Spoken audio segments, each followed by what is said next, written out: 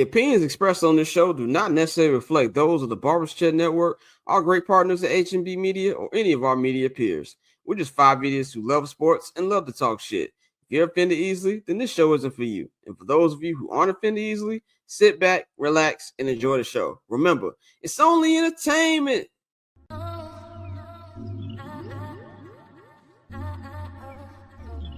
So cool. Triple double hat trick, I know the code too. Ice trade, go for trade, yeah we cold too. Getting paper on these player haters, old news, money on the other line, so I'm not gonna hold you. Money on the other line, so I'm not gonna hold you. Money on the other line, so I'm not gonna hold you. Money on the other line, so I'm not gonna hold you. Money on the other line, so I'm not gonna hold. My agent just said we made 100 flat. Make it back and make it stack just like I'm Steven Jack. Put my rings up in the camera like I needed that. Up in the air and at the rim is where I meet them at.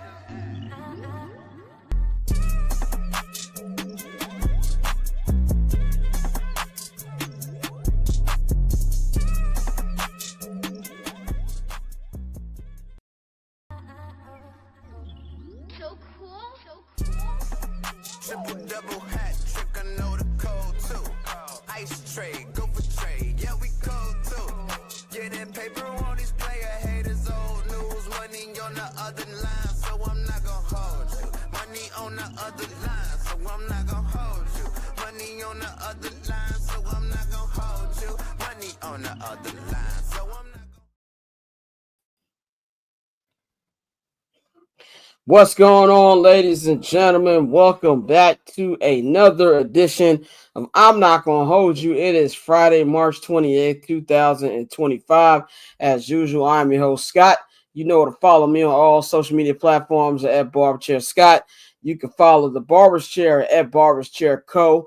on all social media platforms. Follow our partners, H&B Media, and that H&B Media TV on Twitter, and that H&B Media on Instagram. And, of course, follow the I'm Not Gonna Hold You new Instagram page at INGHY Show on Instagram. Getting to them, follows on there as well. And, yeah, man, subscribe to the Patreon while you are at it.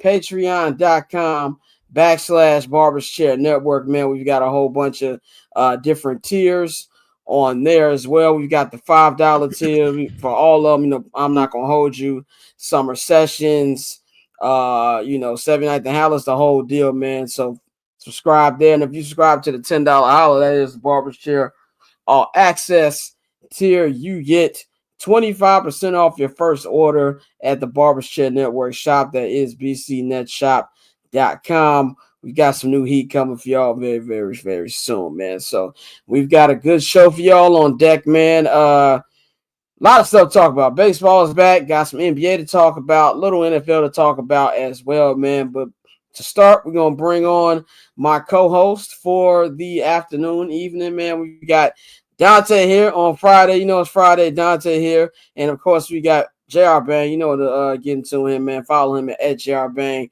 on all social media platforms. Follow Dante at Octoberzonte on Twitter. How y'all feeling, man?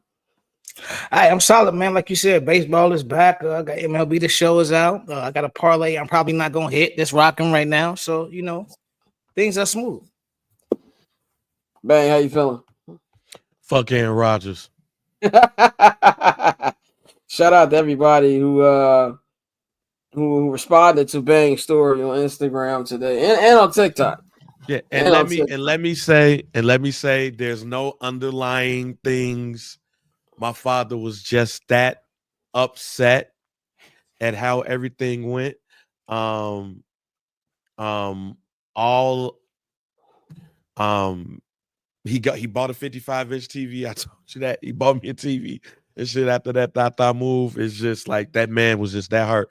But shouts out to Aaron Rodgers, who is still out here trying to pitch at the Vikings. So that's still going on. Diana Rossini had said that his continued preference is the Vikings. Well, my continued preference is Rihanna, nigga. Like, but if you got to move on. Like them niggas Yeah, I are mean, not I'm finna with deal with you. his old ass. I mean, I'm they not closed the door. Exactly. So that they said if he's around in training camp, that nigga's not gonna be around in training camp. But at the I mean, same time, he's telling AJ Hawk on Pat McAfee that he loves everything about the Steelers.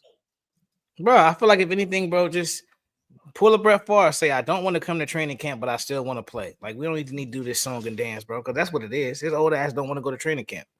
Like pick your team and let them know what it is, so we can get this shit over with. Well, I think if Minnesota was still in play, he wouldn't have a problem coming to training camp. I just think he just don't want to really go to these teams that's available. But nigga, where else you gonna go? Like I don't know. I don't even know why you want to keep following Brett Favre's footsteps anyway. Like first you went to the Jets, now you going here. Like I never wanted somebody to retire more. Well, him and the other nigga, we gonna spend a good amount of time talking about today, man. But we gonna kick this off here with the local hour edition of the show. it is the local hour. Local hour. There we go, man. We're going to kick it off with the warm up, man. Before we get to our sports topics here in the local hour, got to talk about Mr. Will Smith, man. Mr. Will Smith himself, Big Willie style, for this whole little run he's been doing, I guess, like, immersing himself back with black people, which is something I've been noticing a lot more. Not saying that Will don't be around black people, things like that, but I've noticed him kicking it with the niggas a lot more post Chris Rock slap, post Oscars ban than pre Chris Rock, pre Oscars ban. Now, of course, he has an album that is out today.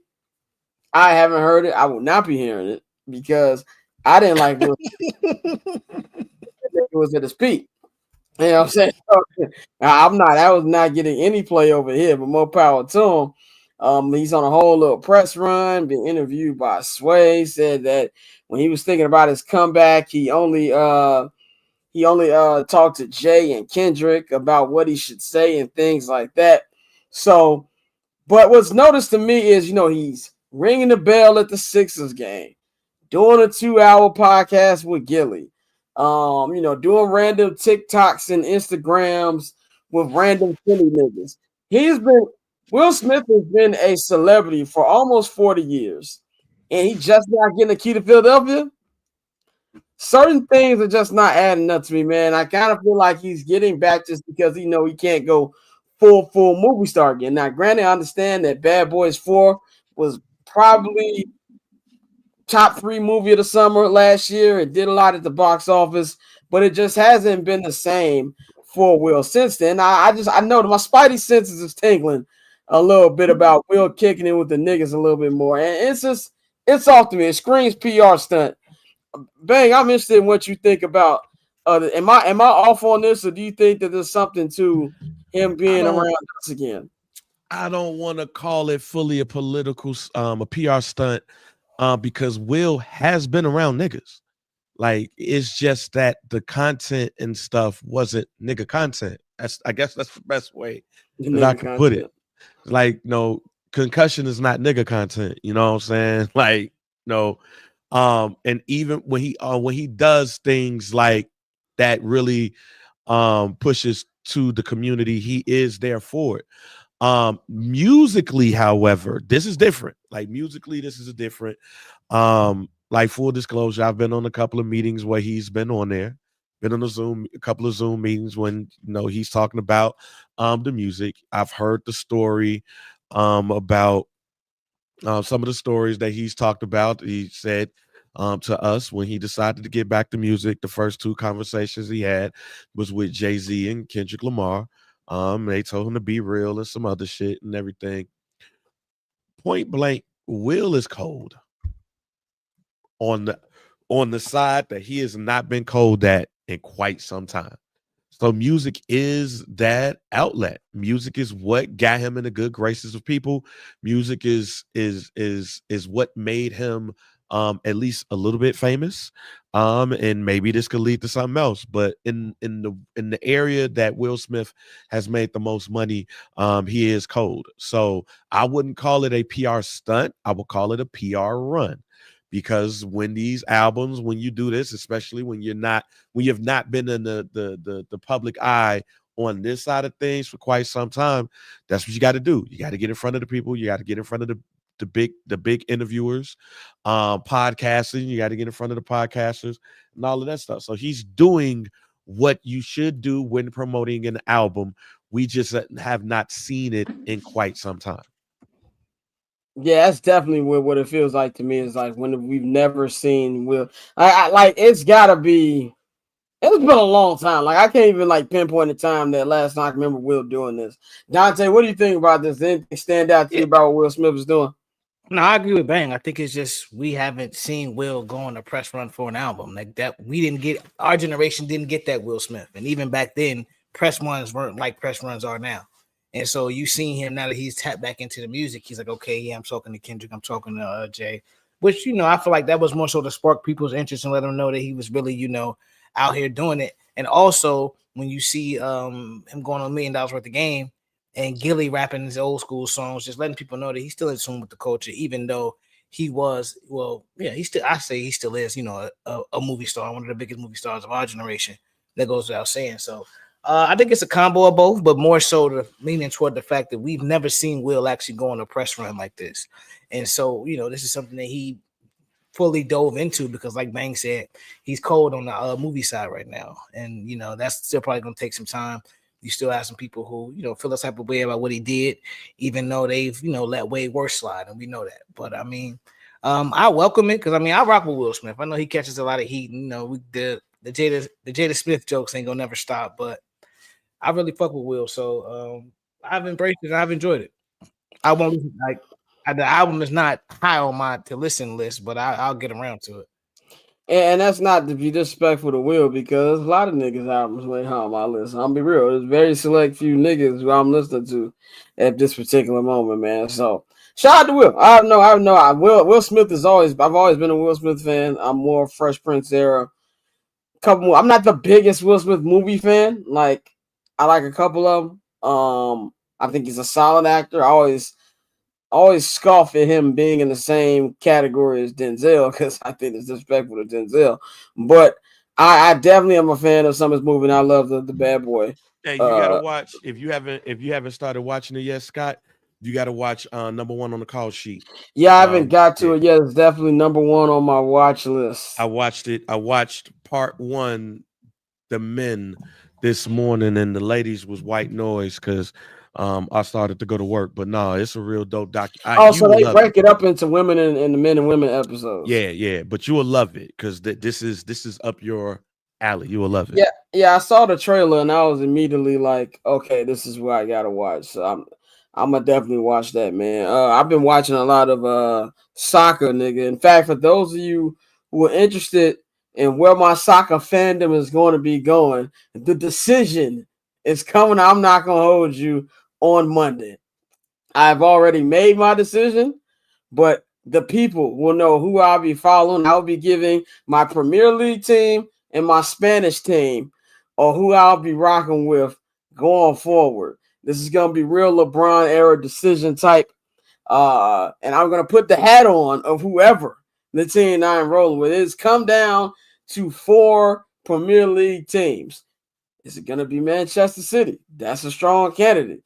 Is it going to be Manchester United? That's also a strong candidate. Is it going to be Liverpool? That's a strong candidate. Or is it going to be Arsenal? It's going to be one of those 4 that I will be dedicating my soccer fandom to. So stay tuned Monday for the decision. Well, brother, real quick, I will just say as the resident Man U fan, don't pick us. Don't pick us. We're not good. We may be getting Old Trafford, maybe going out the window. We get a new stadium, but no, don't. Man U, don't waste your time, bro. Don't waste your time.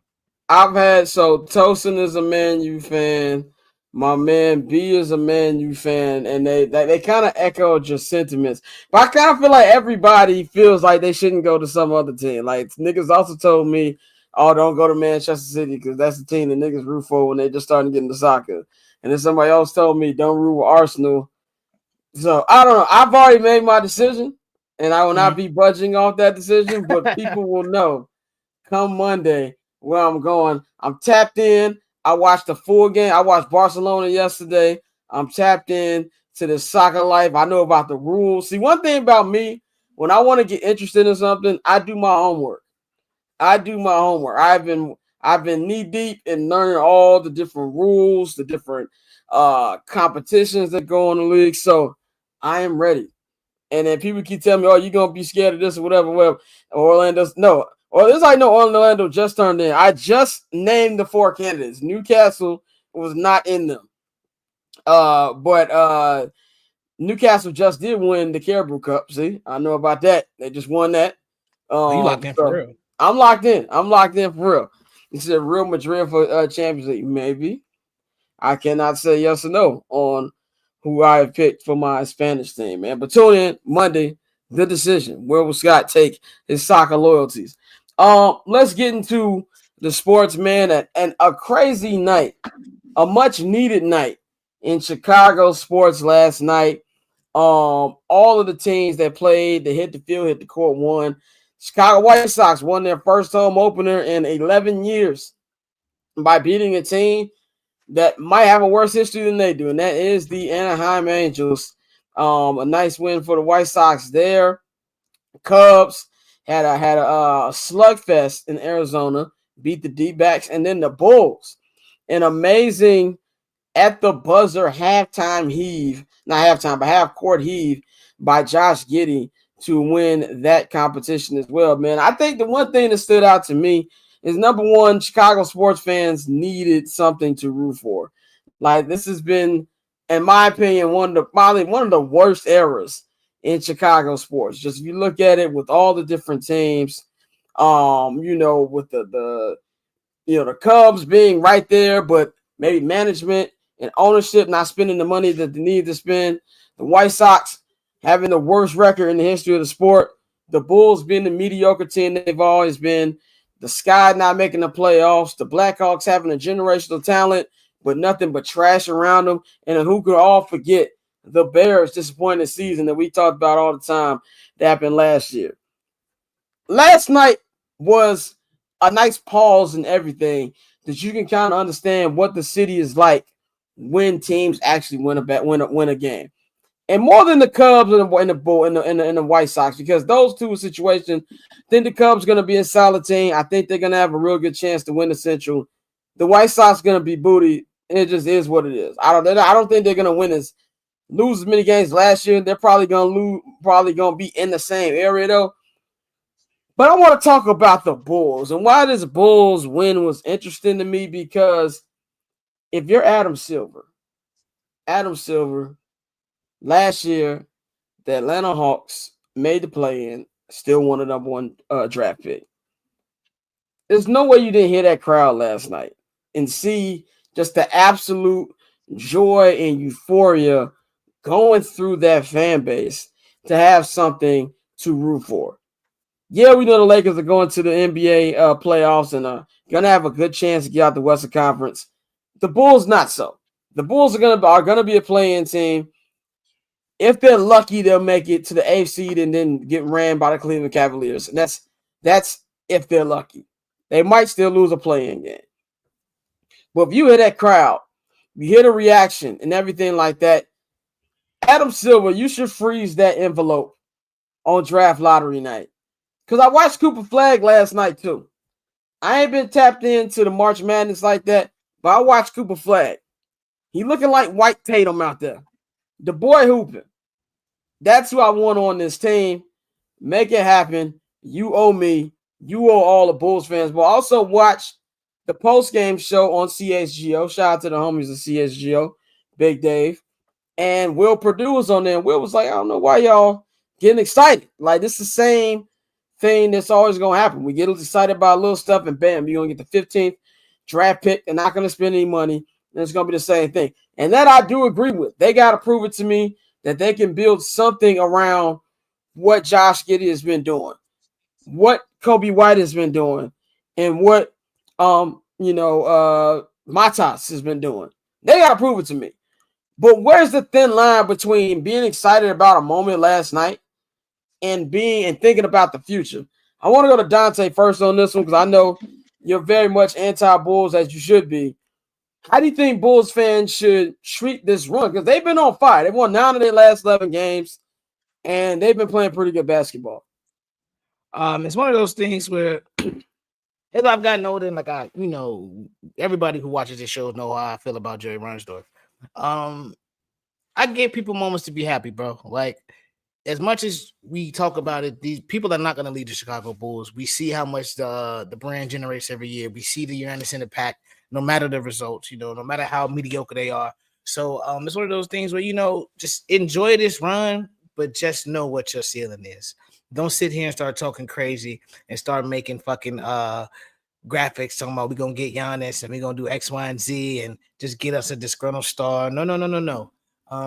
Any success we've seen from this franchise, we've gotten lucky. Like, we need that, Sam Bowie, then we get Mike. We need that 1.3% and we got D Rose. Like, we literally need to do what the Hawks did last year and make the play in and still miraculously get the number 1 pick.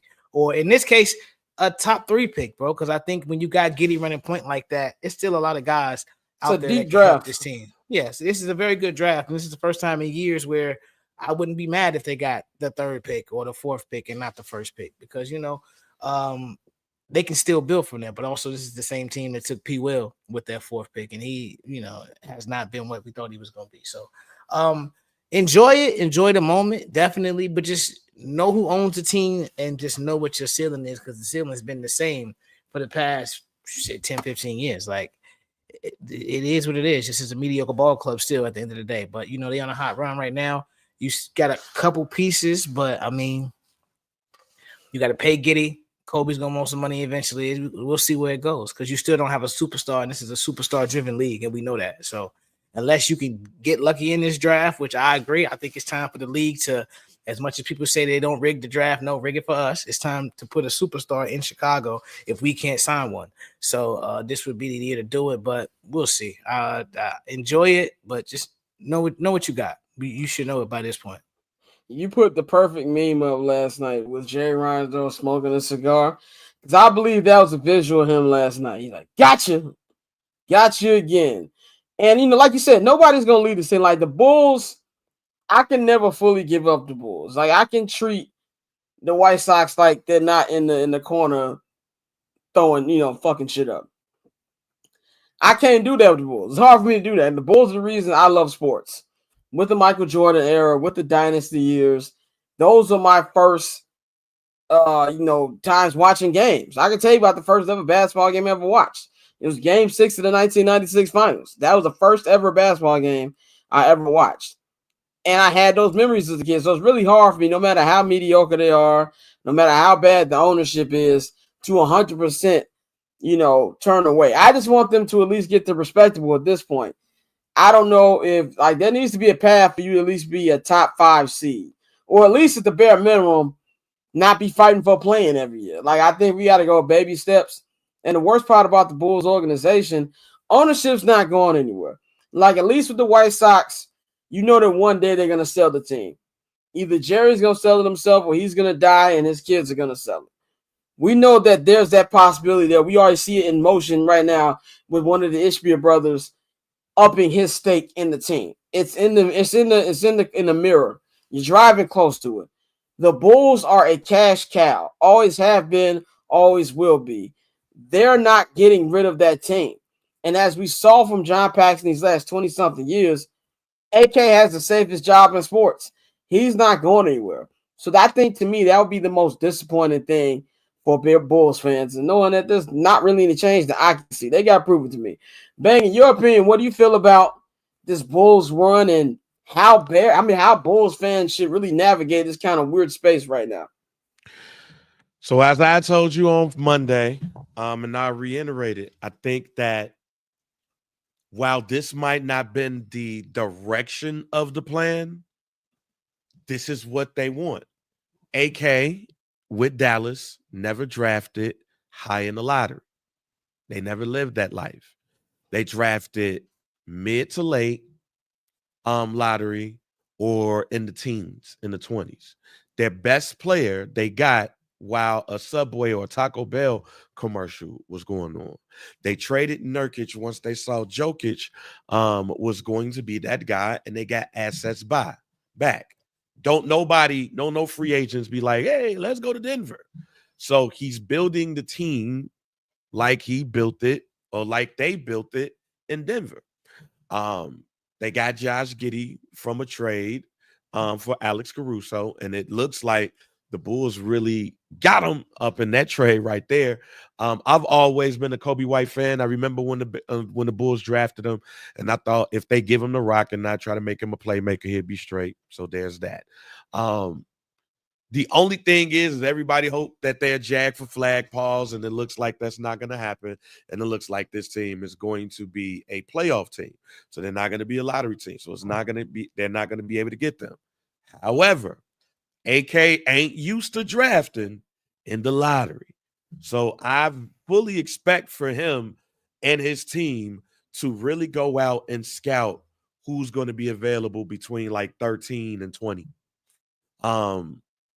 Now I'm not saying that I'm a fan of that. I'm just saying know who your personnel is when they come in. And AK has never been, he's never been on a team that was like, yo, let's just tear this down. Hey man, we're gonna try to make this playoffs. We're gonna go out and try to make a couple of moves out there. We're not gonna break the bank. The only thing that they didn't do that they done differently than they didn't do in Denver is shit. It took them a while to make a trade. And when they made the trade, look who they got. Josh Giddey. So I'm not saying that the Bulls is going to be winning a championship and all that. I'm not saying that. I'm saying that this build is par for the course. It's what you expect when you look at the track record of AK. I still don't know what Mark Eversley do. I think he just still nobody does contracts. Anybody knows what West Side West does, hit this program up. But I would look, and this is a deep draft. This is not, I mean, even though your top players is 1 and 3, this is going to be a deeper draft. So I fully expect the Bulls to scout who's going to be in that mid to late round, and get them a good prospect. And I think the weird thing is you're going to have to pay Josh Giddey. He's going to get a contract that's going to make people look like, what the hell are the Bulls doing? But that's also because of the market more than, oh, what's Josh Giddey doing getting $230 million? It's going to look insane on paper. I'm just preparing Bulls fans for that right now. It's going to look insane. But that's how the market is. That's how the market is. And the way he's been hooping, you got to pay him. Matas, I want to see him get more playing time. I understand he's rookie and everything like that. But I really feel like the Zach LaVine trade freed a lot of things up. Kevin Huerter has been a real good addition to this team. The 3 points, they went from being one of the bottom 3-point teams last year to being one of the top. You know, and you got Huerter under control for another year. You got Zach Collins under control for another year. The question mark to me is, what do they do with Kobe White? I personally keep him. Now, I know there's a lot of people out there say you trade him. His value is high. It's not going to get any higher than it is right now. Maximize his talent and what he's been doing.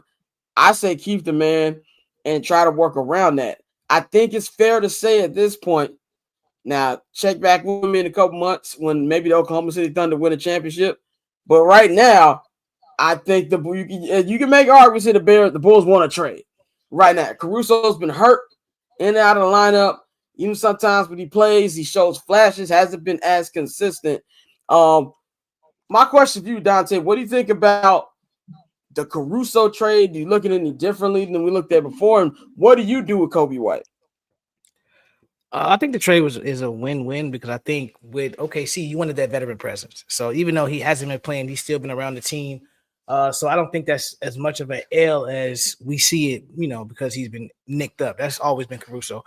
But I do think Giddey, the reason he didn't work as well in OKC or he struggled toward the end is because, Shea needs the ball in his hands. And we've seen with Giddey running point what he can do and the playmaking ability. So it's going to turn out to be a win for the Bulls. The fact that you have Zach off the books, you got DeRozan off the books, I don't pay him. I don't give a fuck what you pay him. But with the contract, it ain't my money. Like, I'm one of those people, like, I think a lot of people need to let that go. And also with the numbers, we have to realize as salary caps grow, it's really about the percentage of the salary cap that you take up. So the number may look crazy, but if he's only taking up like 16, 17% of the salary cap, it really don't mean shit in terms of the team. So that number really don't bother me. And I'm with you. I keep Kobe. Like Kobe is a bucket. Like he gets buckets consistently. He's developed well, and with Zach and DeMar out of the way, he's getting more shots, and he's showing you that he's been efficient with those shots. Like Kobe's scoring 30, but he's not having a 42% from the field. I mean 40% from the field night. Like he's shooting the ball well, and so I love to see it. And I think that's somebody we have to get to a point where we can't keep letting guys develop a little bit and then trading them. And then go somewhere. We can't. Yeah, you can't be in this perpetual state of rebuilding because that's how we end up being the mediocre basketball team that we are. So we got to pick a direction and go with it. And I think Kobe is a guy that you keep on your team because you got a lot of facilitators, and so let him get buckets, bro. So I agree. I'm re-signing Kobe. Bang, what's your take on Kobe? And I would say this one thing about Kobe, he's not a short guard. Like the nigga's tall, bro. Like he's like you said, 6'5". Now he's playing like he's actually playing like that. What you think, man? You keep him. Like people look, here's the thing, and I love people be like, yo, make a trade up. Y'all, this ain't Madden, this ain't 2K. You gotta have people that want to trade for. They want to trade. Hey, we'll take Kobe and we'll let you move up. Ain't nobody trying to move up, let the Bulls move up in this trade by getting Kobe White. This ain't shitting on Kobe White. Do y'all know what's in this draft? Y'all know what's in this draft. I just said a couple of minutes ago that this is a deep draft. You're not trading up unless you have somebody that wants to trade with you. And Kobe has his money. There's going to be a lot, or at least right now, there's going to be a lot of people that's going to rather, hey, stay where I'm at and get who I get right there than say, oh, let me go get Kobe White. No. So you keep him. You keep him. You build around him. You build around Giddey. AO is probably not going to be around. They were shopping Lonzo. But then he got the extension, but his extension made the contract a little bit more easier. But I expect him to be around. Yeah, but I still expect him to be around and healthy. But yeah, nobody. Hey, it's so easy for. There you go. It's so easy for somebody to be like, yo, trade up. You got to have somebody that wants to trade back or give you their pick. And ain't nobody in this draft going to be like, yo, let me give you this pick for Kobe White. It's not going to happen. No. So again, know your personnel. Know the people come in. AK and them is never drafted that low in the draft. I think Michael Porter Jr. was the lowest draft pick that they may have had in that era. So, you mean like when Pax in them last couple years? Yeah. Talking about AK. About in Denver? In Denver, I think he was the. Oh, I get what you're saying. You come on when he was with Denver. I got you. Yeah, that's the highest. That's the highest they ever picked. Yeah, that's the highest they ever picked. So yeah, and here's the other thing too. This is showing you that Billy Donovan is a good coach. He's a good coach, and he's around people that wants to be coached. Go look at Sacramento Kings right now. Go look at what Zach LaVine talking about. And go look at the Chicago Bulls since they traded his ass. I think the direction is moving upwards for the Bulls. You don't expect no free agents to come over here. That's fine. So you don't trade people if you're not going to get a true asset back.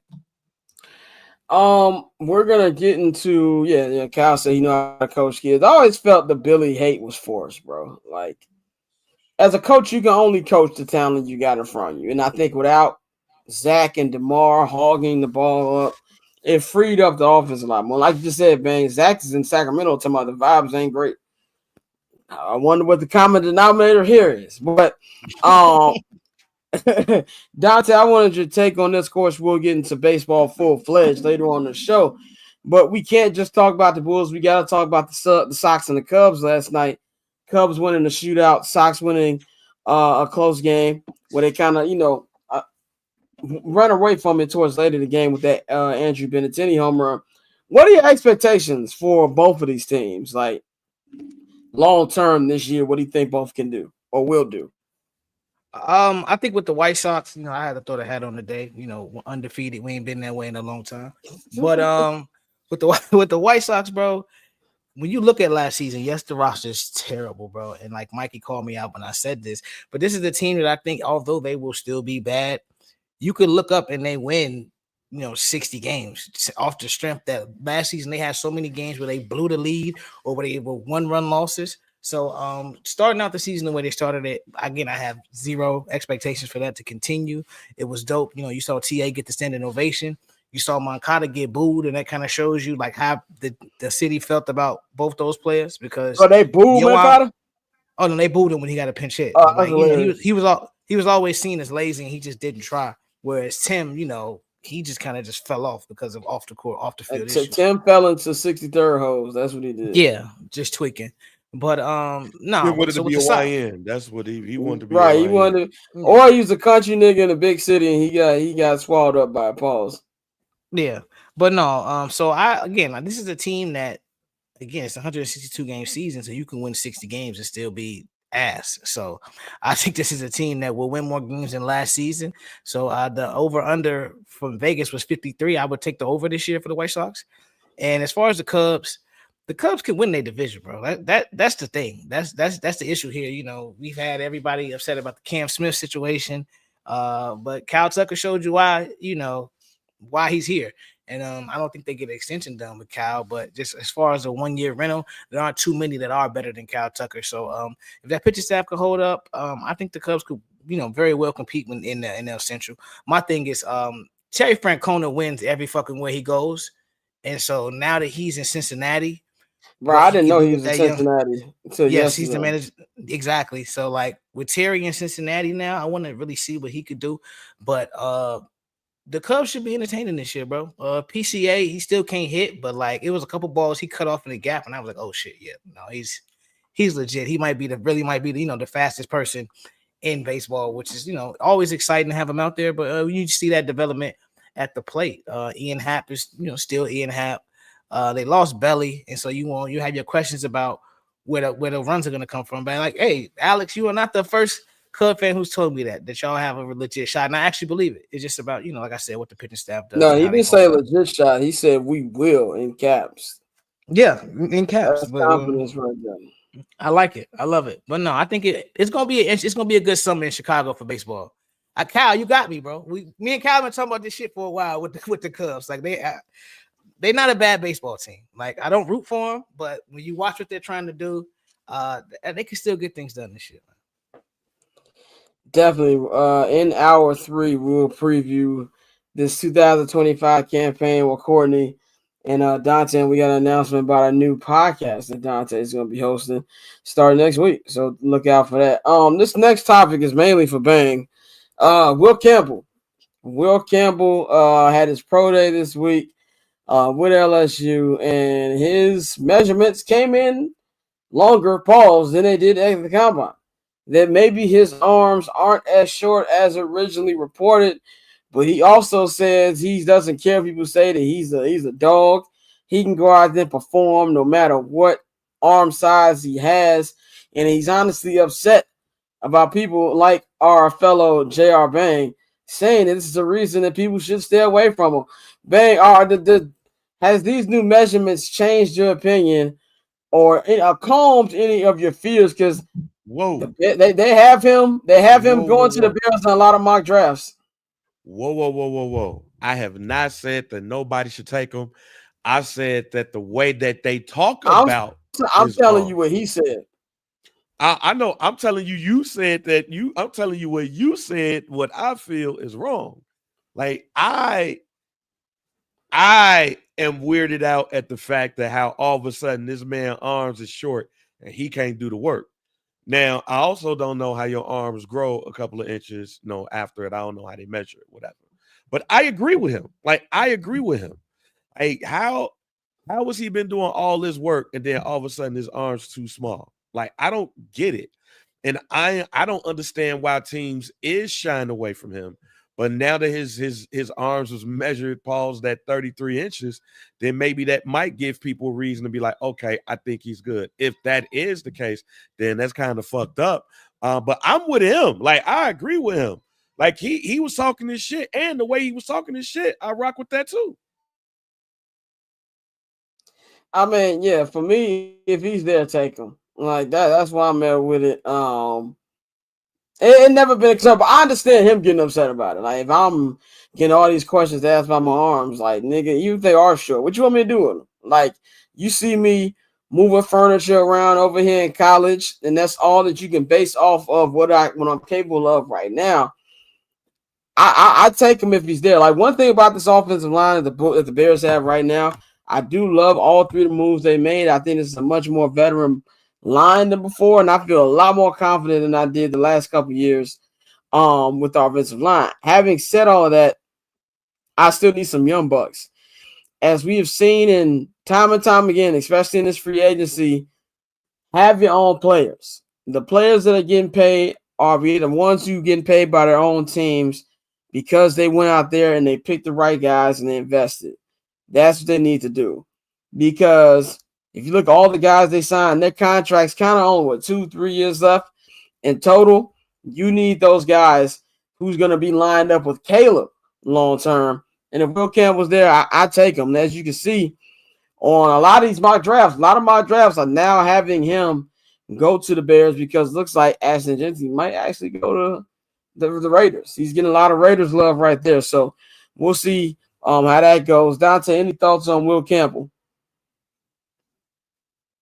For me, bro, if he's as good as they say he is, I know people talked about his stance being too upright and how he would have to rework that. But I'm with you because I'm not really high on Braxton Jones. I understand that Ben Johnson said that he likes what he sees, and I have faith in Ben right now. He hasn't failed us yet. I think he's not in the same. He has way more leeway than we have for Ryan Poles right now. But if Will Campbell is there, I would take him, bro. I think you definitely still need some young talent on that offensive line as much as possible because we know how critical that is to Caleb's success. I like our weapons. I think we're really drafted well and built well at the skill position. So for me, it's all about protecting our quarterback and getting to the quarterback right now. That's 1 and 2 on the agenda for me. So if the arms check out to be okay and the other variables are something that they say, okay, we can fix this, we can work on that and still have them. You still got, a lot of quality talent in the building that can work with them. So if that's the case, then I say let's rock with them. Yeah, I'm with you 100%. I'm really interested about this draft because for the first time in a minute, they can go strictly best player available. And there's a lot of trench guys out there that's available, a lot of offensive weapons as well. And I think that what we're going to see very early on is what kind of basketball, what kind of football team that Ben Johnson is going to try to build, man. So we're going to take a quick 1 minute break. On the other side, we're going to talk about the hottest topic in sports this week. That is one of the greatest rivalries of all time, Stephen A. Smith versus LeBron James. Talk about Jimmy Butler's return to Miami. Did not look as professional as I thought it would be. Obviously, there's a lot more smoke than I thought. Talk about the Grizzlies' surprise firing of Taylor Jenkins there and a whole bunch of lot of NBA stuff when we get back on the other side. We'll be right back.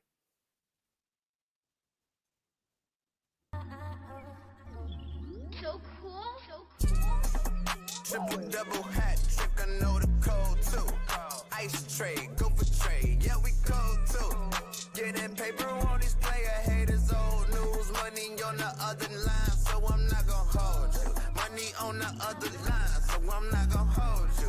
Money on the other line, so I'm not gonna hold you. Money on the other line, so I'm not gonna. We back, baby. I'm not gonna hold you. Happy Friday, man, to everybody out there enjoying themselves. A lot big sports weekend coming up, man. Lots of NBA. We're going into the final stretch these last couple weeks for the play-in and the playoffs. At least 16. I mean, Sweet 16 is going on right now. Elite 8 kicks off this weekend, man. A lot of stuff going to, and of course, the first baseball weekend of the year. But before we get into all that, the biggest story of the week, calendar year so far. Stephen A. Smith versus LeBron James, round 2. This time, this one started on, I think it was Tuesday or Wednesday, when LeBron James made a surprising appearance on Pat McAfee. I saw Pat McAfee post a picture from the LeBronization. And I was like, whoa, LeBron actually did a sit-down interview with Pat McAfee of all people. And boy, did that set the internet ablaze. And Stephen A. responded on his show, the Stephen A. Smith show, and everything just went right. LeBron is out here posting Instagram trolls, and Stephen A. saying if LeBron would have did this, he'd have smacked him. Everything has just been out of control that we've been seeing. And I look at it like this, man. I think the number one thing that pisses me off in this situation isn't even LeBron James and Stephen A. Smith. I think what pisses me off is the viewer. And I had this conversation on this show before. I said it on Twitter yesterday. I'm going to continue to say it. Y'all don't care about sports journalism the way you say you do. If you did, all these companies wouldn't be laying people off. It wouldn't be crumbling. And these journalists wouldn't be having a hard time keeping their place in these media spaces. Y'all like the mess. Y'all like the basketball wives like drama of the NBA and other things involved in sports. That's why the talking heads are making the money. We can sit up here and say Stephen A. is a coon. Stephen A. is this. Stephen A. is that. And some of those might be true. But he's laughing all the way to the bank. I've never seen a talent like Stephen A. Smith, who is already lived up to their contract extension. Already this week, I would ask for a raise. And first of all, I just want to say I think both of these niggas played themselves. A lot of lines were crossed. Both of these guys using bullshit excuses for why they don't like each other. They just don't like each other. Stop using other things.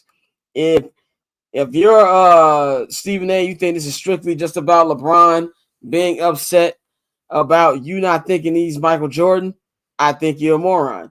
I think if you think this is just LeBron James fighting on his fighting on top of this thing of him just being the best father ever, I also think you're an idiot. These two, for whatever reason, don't like each other. They need to be upfront with the reasons that they don't like each other. I thought it was very nasty of Stephen A. Smith to go on First Take and say that LeBron wasn't at Kobe's funeral when we all know he was at Kobe's funeral. Diana Taurasi shouted LeBron out in her speech at the funeral. And let's just play in the game that he didn't go. Why is that something you air out there? Then you go out there and say that, he wasn't in his best friend Dwayne Wade's Hall of Fame induction. Are we completely forgetting the fact that Bronny went to cardiac arrest that week? And I think D Wade understood why he couldn't make it. I think this clown stuff. And then as somebody who is a notorious double downer like myself, but when somebody has actual proof that what you're saying did not happen, you can't double down out there, especially with the platform that Stephen A. Smith does. It's irresponsible. And now back to this beanhead ass nigga LeBron James that I've been screaming from the mountaintops for years that he is an egotistical, narcissistic, pathological liar. He is one of the most passive-aggressive niggas of all time. Now, I give him his credit. He wasn't passive-aggressive this week. And he likes to control the narrative. And when he can't control the narrative, he wants to lash out at other people. There is not a coincidence that he went to Pat McAfee. Pat McAfee don't know nothing about basketball. That he's admitted himself. He doesn't know anything about basketball. So you go to his platform and you say these things that you're saying that, it's about this and it's only about him saying these things about Bronny. That's false. And then go up there and the things he said about Windhorst was just unnecessary, saying like he acts like he's my best friend. Matter of fact, this video you saying, nigga, that nobody understands him more than Windhorst does. You're just mad that he said one thing that you disagreed about. As much as both of those guys played themselves, I think LeBron played himself more. He gains nothing from this. When have we ever seen a player of his caliber, even LeBron himself, put that video he put on social media the other day? He's over here talking about Stephen A. is going on a Taylor Swift tour. Nigga, you the one who went out of your way to go to Indianapolis, Indiana to do this an hour and a half interview. LeBron James is way too smart and knows too much about the game of basketball to go up there and spit that generational nonsense that he was spitting. All those Twitter talking points talking about Giannis to score 270 points in this league. I'm getting tired of all this different era disrespect. And that's from the old heads too. I'm tired of niggas like Charles Barkley and Shaq, Oscar Robertson acting like some of these guys couldn't play in their era. You know what I'm saying? Like that's the issue with all of this. So he knew what he was doing. So you can't come up here and accuse Stephen A of being all in the videos when you're the same nigga. And Stephen A, you can't say up here that if he'd have did this, I'd have slapped him. He was in your face and you said nothing. If anything, that was your time to wild out. He not going to beat you up in the middle of a game. If there's any time that you could talk crazy to that nigga and get away with it, it was then. So I'm not trying to hear none of that. So both of these guys are just out here and they just don't like each other and they're throwing us in the middle of it. Now, for the fans saying, oh, wow, why is this? We need to go back to the old days. I seen somebody say, oh, man, I wish Stuart Scott was still here. That's a different era, bro. Y'all the niggas watching this. Y'all the niggas that's y'all the reason that Stephen A. Smith got 120 million, whatever he got, and is able to do whatever he wants at that network, and including on going on conservative tours with Chris Cuomo and Bill O'Reilly. Because he can do it, because y'all watch it. When LeBron was in his face and doing all those things, where everybody go next morning? First take. That's just what it is, man. So I'm tired of the nonsense and acting like y'all care about sports journalism. You don't. If people started that night, let's just say after the Pat McAfee interview that they started First Take talking about the run that the Oklahoma City Thunder is on, or Nikola Jokic going 39, 10, and 10 the other night, or really just the great Western Conference race that is going on right now. Seeds 2 through 7 are separated by a game. Y'all don't want to talk about that because if they did, you would be bored. So cut the crap. That's all I got to say about this. Bang, I know you got a roll, so I'm going to get the floor to you first. What is everything you feel about this situation and just how it's been playing out? You damn near said that thing I was gonna say here, sir. I don't think either one of them are wrong, but I also believe that none of them are acting right. All right, look, let me start by the Stephen A. Smith side. Everybody keeps saying like Stephen A. got to let it go. He's a journalist. Tell me a journalist who let it go. Tell me. Nobody. Journalists specializes in having the last word. So why are we going to expect Stephen A. to not want to have the last word when journalists always have the last word because they control a pen? Now, with that being said, he let his emotions get the best of him. He was saying some good shit yesterday on First Take. But when he started mentioning the Kobe and the Dwayne Wade shit, you ain't even have to take it there. I said it in the group chat and I say it here. It's like I was waiting on Stephen A. to say he's on the balcony. Oh, that we're a week away from that.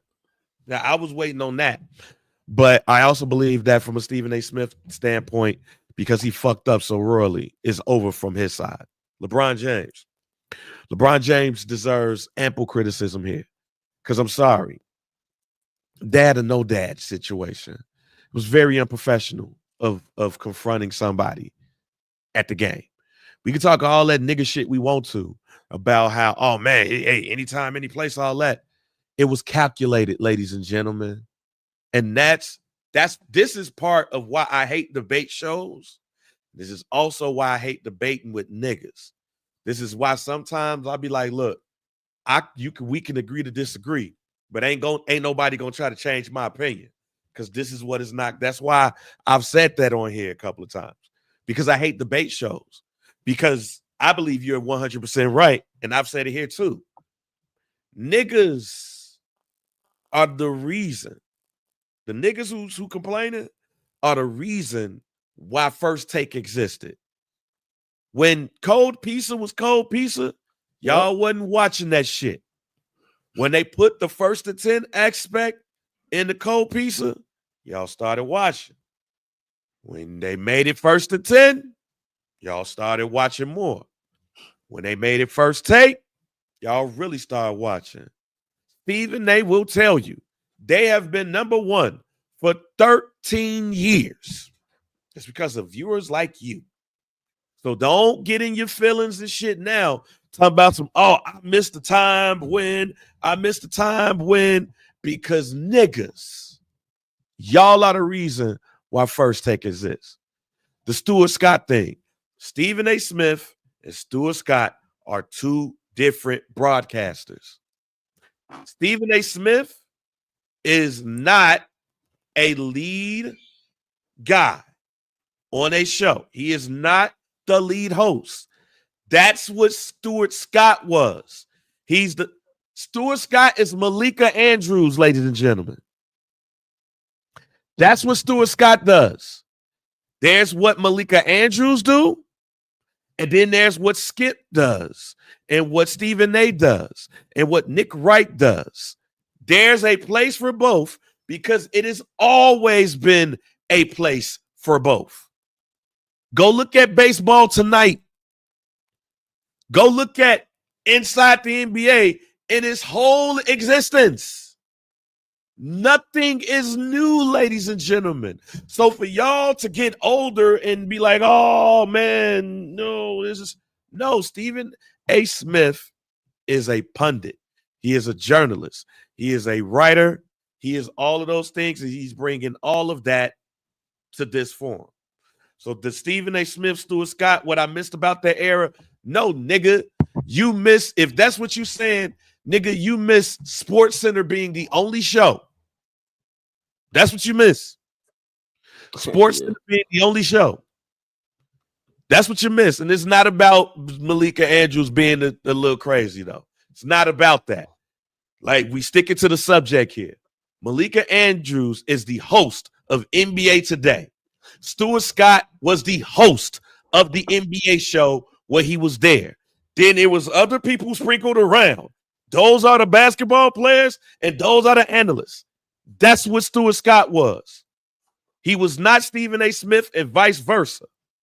So let's stop that shit there. Because quite honestly, all this shit from everybody is really just frustrating and getting on my fucking nerves. I be wanting to get on social media and call all y'all niggas lame. Yeah. What y'all acting like? Every last person from Stephen A. Smith, from LeBron James, and I'm sorry if I alienate a couple of people here. Y'all lame as hell. Y'all even taking sides on these niggas like y'all know these niggas. That's even lame as hell. You don't know Stephen A. and you don't know LeBron James. One nigga play basketball and one person cover it. That's it. I am tired of seeing grown-ass men getting all upset and riled up about the fact that these two niggas arguing and y'all taking sides. All y'all acting like your bitches right now. Now, let's get back to the other part of this. LeBron James. LeBron James went on Pat McAfee and said all of that shit. And LeBron James, as you said it, is that can I be your friend? Be my friend ass nigga. He get on there and he started assimilating to what these niggas is doing on the Pat McAfee show, and he loving it.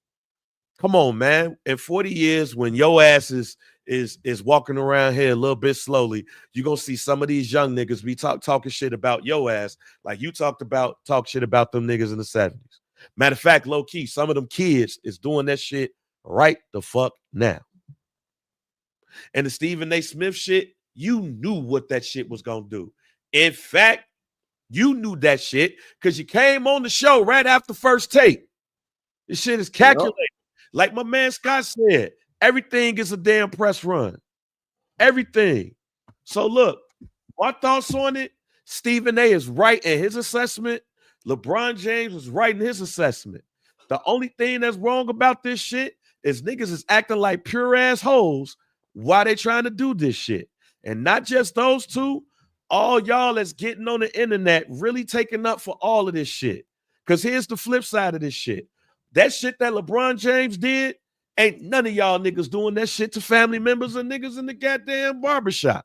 Y'all ain't doing that shit. And the shit that Stephen A. Smith did, y'all ain't doing that shit. Y'all weird. All of this shit is weird. And I can't wait to LA 2028 when these niggas get cooked in the goddamn Olympics and the NBA is cooked. Y'all niggas are not acting like men. Y'all having an argument in the group chat and we see that shit. And the last thing you want to see is an argument in the group chat. Because when you put that shit out there, the outside world is going to be like, man, these niggas acting like hoes. That's what they doing right now.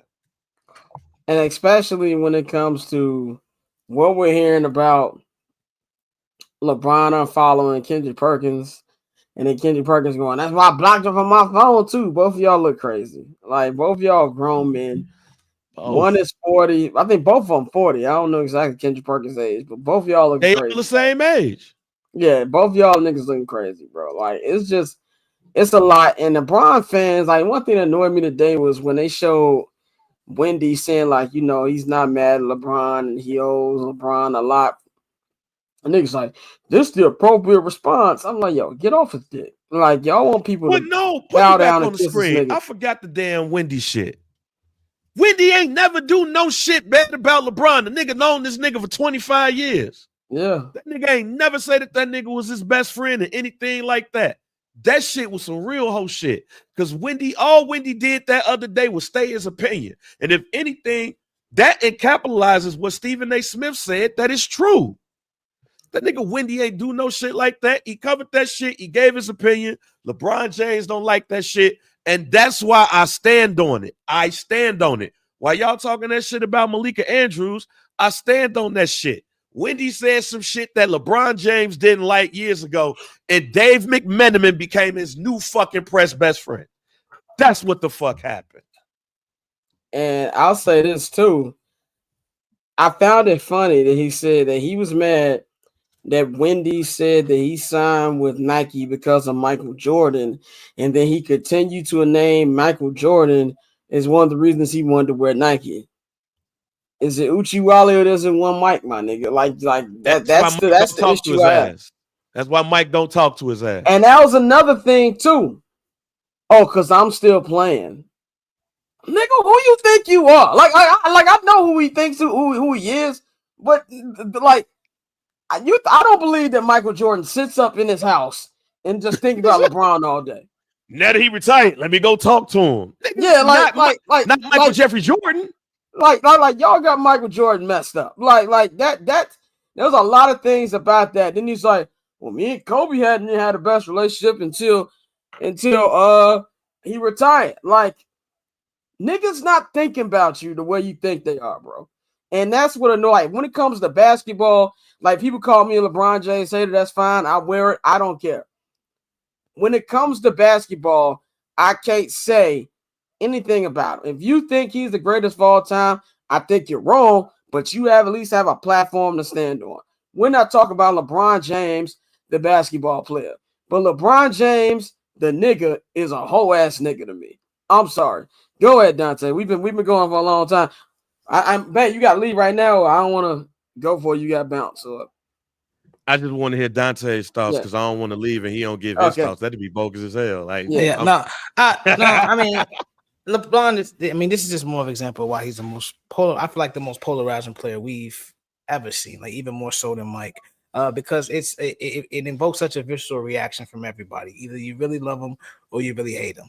Like, y'all done called them nigga hoes and sluts and all this, and I'm on a more of a side where he has more than any other player. Yeah, you did. he more than any player that we've ever seen has been able to control his narrative. And we're running into a situation now where, because his son is involved, he's being even more careful with that. And I don't have a problem with that, but I think this entire situation has just gone way too far. Like, he approached them, you both addressed it, let it go. The showing up on Pat McAfee was definitely strategic. I think when you have a lot of people who said, well, why didn't he go to Shannon, or why didn't he go to a Black Plot or whatever? And it's like, these are the same people that are also talking shit about his son. So he's not going to go sit down with them. He wasn't about to go to Gilbert Arenas Pod. He wasn't about to go to these other places where they too have been shitting on Bronny, because that would be counterproductive to the point he's trying to prove. So I think it's really a situation where this was his perfect opportunity to get at Stephen A. It's like, I can go out here under the guise of I'm protecting my son, which I think that's partially part of it, but it's also, like Scott said, they don't like each other. And we've known for years they don't like each other. The Wendy shot was weird to me, but I mean, at the same time, when somebody's built their career off your back, even if I think it's more so a thing where the Clutch Mafia, they'll feed stuff to Wendy. It's not necessarily Bron going directly to Wendy and say, hey, Wendy, say this, say that. He has his people that do it, and that's cool. That's the way the game goes. Mike had a Marv Rashad. Every player has their guy that they go to get things out. And so I think with this, it's just gone too far. And for the sake of how we cover the game, I think with Stephen A, it's like you might want to stop, and they might tell him to stop just off the strength that now, bro, every time they mention the Lakers, it's going to be like, well, is Stephen A being genuine with the coverage? On either way, like if he finally starts being like, saying something good about him, or if he's going hard on him, like, well, you just saying that because you don't fuck with Bron. And so that starts to, now I don't want to say mess with the money, because he got that money for a reason. The people are going to tune in. The eyes are going to be on Stephen A when he speaks from this point out. But it's a situation with everybody. It's like, bro, all right, it's time to wrap this up. Like, it's a lot of good stuff going on in the league. This should not be the leading story everywhere. Yeah, I agree with that. And before we let bang, I just want to say this. Like, I am so sick and tired of this era of basketball players acting like they the only niggas to get bad media coverage. It's annoying. Like, oh, they're talking bad about the game, about the players. Niggas said that Michael Jordan's daddy is dead because of him. What are we talking about? Like he's not the first one. They call Allen Iverson everything but a nigga on TV. Y'all are not the only ones doing this. And I'm just sick and tired of all of this, especially from the guy who's been the guy for the last 20 years or whatever. You know this type of stuff, and you going up there intentionally playing dumb. That's what annoys me more than anything. I'm going to say this, and I'm going to dip, because Jay Williams had put up a post on Instagram yesterday about how people got to stop acting like this is something that has not happened, that players have never confronted people. And there was a video of Michael Jordan talking about how people was covering him and his family and all of that stuff. That's the point. I think that's the point Scott just made. And I think that some people might take what Jay Williams said and run, oh, y'all see Mike doing it too? No. And I don't even know what he meant to say by it. But I'll say this. Forever, people have been coming back or going back at people in the press. None of this is new. None of it at all. It has been in public. It has been in private. None of this is new. What's new is how long this has been going on by two people who should know better than that. And I believe both of them are getting off on this shit too. When that black dude asked Adam Silver that question at the press conference, I said, this shit's over. Because now this shit then got to the commissioner asking the question. So I would not be shocked or surprised if there was a conference call with LeBron James and Stephen A. Smith on it, telling them to cut this shit off because y'all fucking with the money. Because the last thing I'll say is this, and this is also to the fans too. Y'all niggas talking about how y'all want the league covered, but y'all consistently talking about this shit. Y'all consistently talking about this shit. Y'all talking about y'all hate the way that it's covered, but we consistently talking about this shit. So y'all, including the niggas who's involved in this shit, because Draymond Green talking about this shit on his shit again too. This y'all fault. Stop trying to blame what's on the court. Stop trying to blame how niggas is talking. This is all of y'all fault. Y'all want to know why the NBA is a bad product? Because more people are talking about LeBron James and Stephen A. Smith than they are talking about the fact that the Houston Rockets is the number 2 seed in the West. And the great job that Ime Udoka has done. We ain't even said shit about homie with the damn Memphis Grizzlies getting fired today. The bullshit. That shit was one of the greatest moments in Chicago sports history. The way that comeback happened, it is one of the greatest comebacks I've ever seen in my life. To me, the way that shit happened only rivals Reggie Miller's 8 points and the way he did with the Knicks. Reggie and T-Mac. T-Mac and yeah, T-Mac, right? And T-Mac at 23 and 13. The Detroit Pistons are the 5th seed, ladies and gentlemen. Detroit Pistons are the 5th seed, but not just the people on ESPN, because everybody on it, because it's the crazy part, y'all. Everybody on ESPN, they talking about this shit. Why? Because they got to skirt around the fact that it has to involve the $1 million man up in that bitch. Yep. So they skirting around it. So the only person that's really coming on ESPN and really talking about it is Stephen A. Smith. So ESPN ain't the one who really profiting off of that shit. Stephen A. is, though. Yep. But guess who's talking about this shit? We are, and I don't want to talk about this shit. Gil's Arena talking about this shit. Draymond Green talking about this shit. All these niggas talking about this shit. Ain't nobody talking about everything else we talking about. So get off that goddamn bullshit. Start acting like y'all holier than now, and this is what, because y'all know what gets ratings on y'all podcast too. Y'all have a nice one.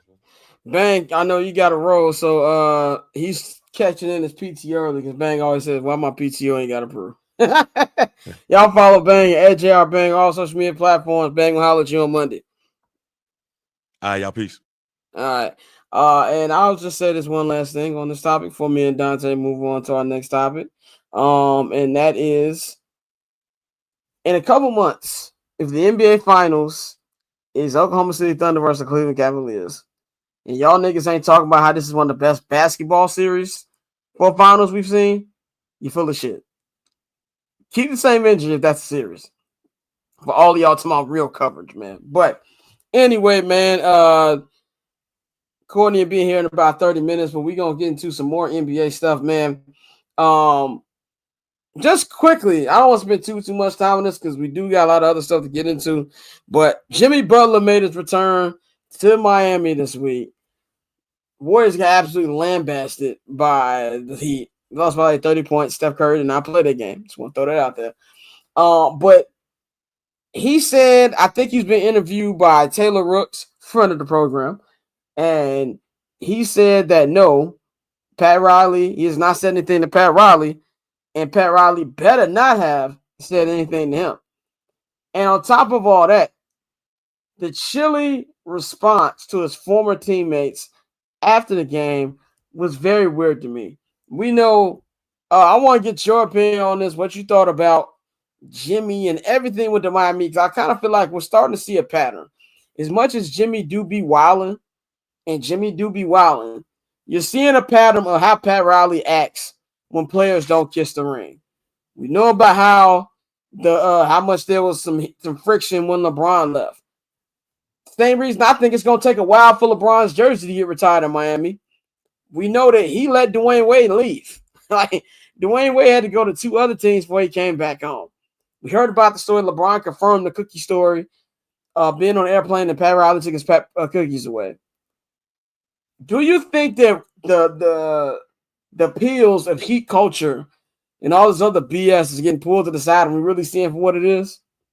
No, not at all. I think at the end of the day, D-Wade hit the nail on the head. He said, you're not going to tell 20-something-year-old black man to turn down $300 million to come play basketball in Miami. That's not gonna fucking happen. It's just not. So I think it's more so the ultimate culture clash, and you're gonna see that more. But I also think you have some youngsters who are willing to deal with that for the sake of getting what they want in terms of whether it be contracts or whatever. You see, Bam is living quite nice down there. Same with Tyler Hero. So I think it's a situation where Pat Riley is an old school cat. Pat is gonna be Pat. He has a way we do things, very much in the same way that Jerry West had the way he did things, but he was just never, in the same position as Pat. So it was more so, I'm an advisor and we have a way we do things. We have a way that we build. But with Pat, he's able to be more hands-on and really have his stamp and his personality on that team. And so with Miami, Mickey trusts him 100%, and the results have been there. So it's like you've seen player after player, whether it was Shaq. And, Shaq hated the fact that they made him ride the treadmills, keep his heart rate up and do all the other stuff. And they were telling them, don't go to South Beach to party, like all of the things that Shaq loves to do. And Pat was anti. And you see, he didn't fold for fucking Shaq. You think he's going to fold for Jimmy Butler? Like, no disrespect to Jimmy. but it's a situation where Jimmy, as we've There's seen, levels to it. yeah, and not only, and that, like I said, it's no knock to Jimmy because he led the team to the finals twice. He is, I think, in most situations, Jimmy is a extremely good number two. He would be the perfect third option on a championship team, just because you could let him use all of that energy on the defensive end, and then when I need you to get me a bucket, I know Jimmy can go get me a bucket.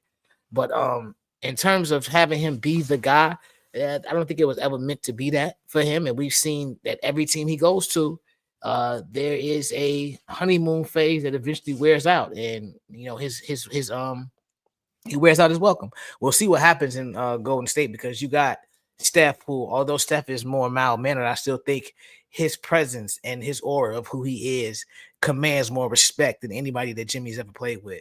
So, like, it may come to a point where Steph ain't got to say shit, but Jimmy, no, that's Steph Curry's team. It'll never be his team. It'll never be a situation where he can go and wild out, and they're like, okay, Jimmy, we got you. They'll be like, Jimmy, sit your ass down. Like, what do Steph and Draymond want to do? Because they've built this, not you. So I think that may catch him up, but I think it's like I said, it's the ultimate culture clash, bro. So the whole he better not say nothing to me, that was corny. Like, stop. You're not gonna run up on Pat fucking Riley, bro. Stop it. You're not gonna fight an 80-year-old, my nigga. Like, yeah, like get the fuck out of here. But I also think too, man, like you said about like the Warriors will let you know the Steph Curry team. They let Kevin Durant know multiple times. And I love Jimmy. He's not Kevin Durant has more talent in his pinky than Jimmy Butler has in his entire. And that's no disrespect, Jimmy. It just is what it is. And they treated Kevin Durant like a little nigga. What you think they gonna treat you like? He said Jimmy probably would. No, I love Jimmy. Jimmy look like a nigga who talk and he don't fight. I'm sorry. I'm sorry. You know them niggas who just all bark and no bite. Jimmy give me them vibes, man. But big news came out the NBA this morning, just randomly out of nowhere. I had to double check when Mikey sent it in the chat. But the Memphis Grizzlies, who are currently, as the standings hold right now, the 5th seed, technically tied for the 4th seed with the Los Angeles Lakers at 44-29. They've been out without Ja Morant for the last couple games. He might be, they said he's questionable to return tomorrow against the Lakers. And they are only, a game and a half out of the 3rd seed? They fired their coach, Taylor Jenkins, today in a stunning move. To me, I look at it like this. He had to have done something. Because I'm not going to sit up here and act like he's a perfect coach. I think he has his faults. I've said on this show, I don't believe in the Memphis Grizzlies. Who's this version of Ja Morant? Feel like they're not doing enough for the roster they have. How's Jaren Jackson going to be a dominant center when you can't average 10 rebounds? So there's definitely some parts in it, and I've seen some Grizzlies fans being excited about this move. But getting rid of him 3 weeks for the playoff start, it doesn't smell right. And I don't believe this is just this is right for the ball club type thing. I'm putting my tinfoil hat on. He did something. He maybe talked crazy to the owner. Maybe took somebody's woman.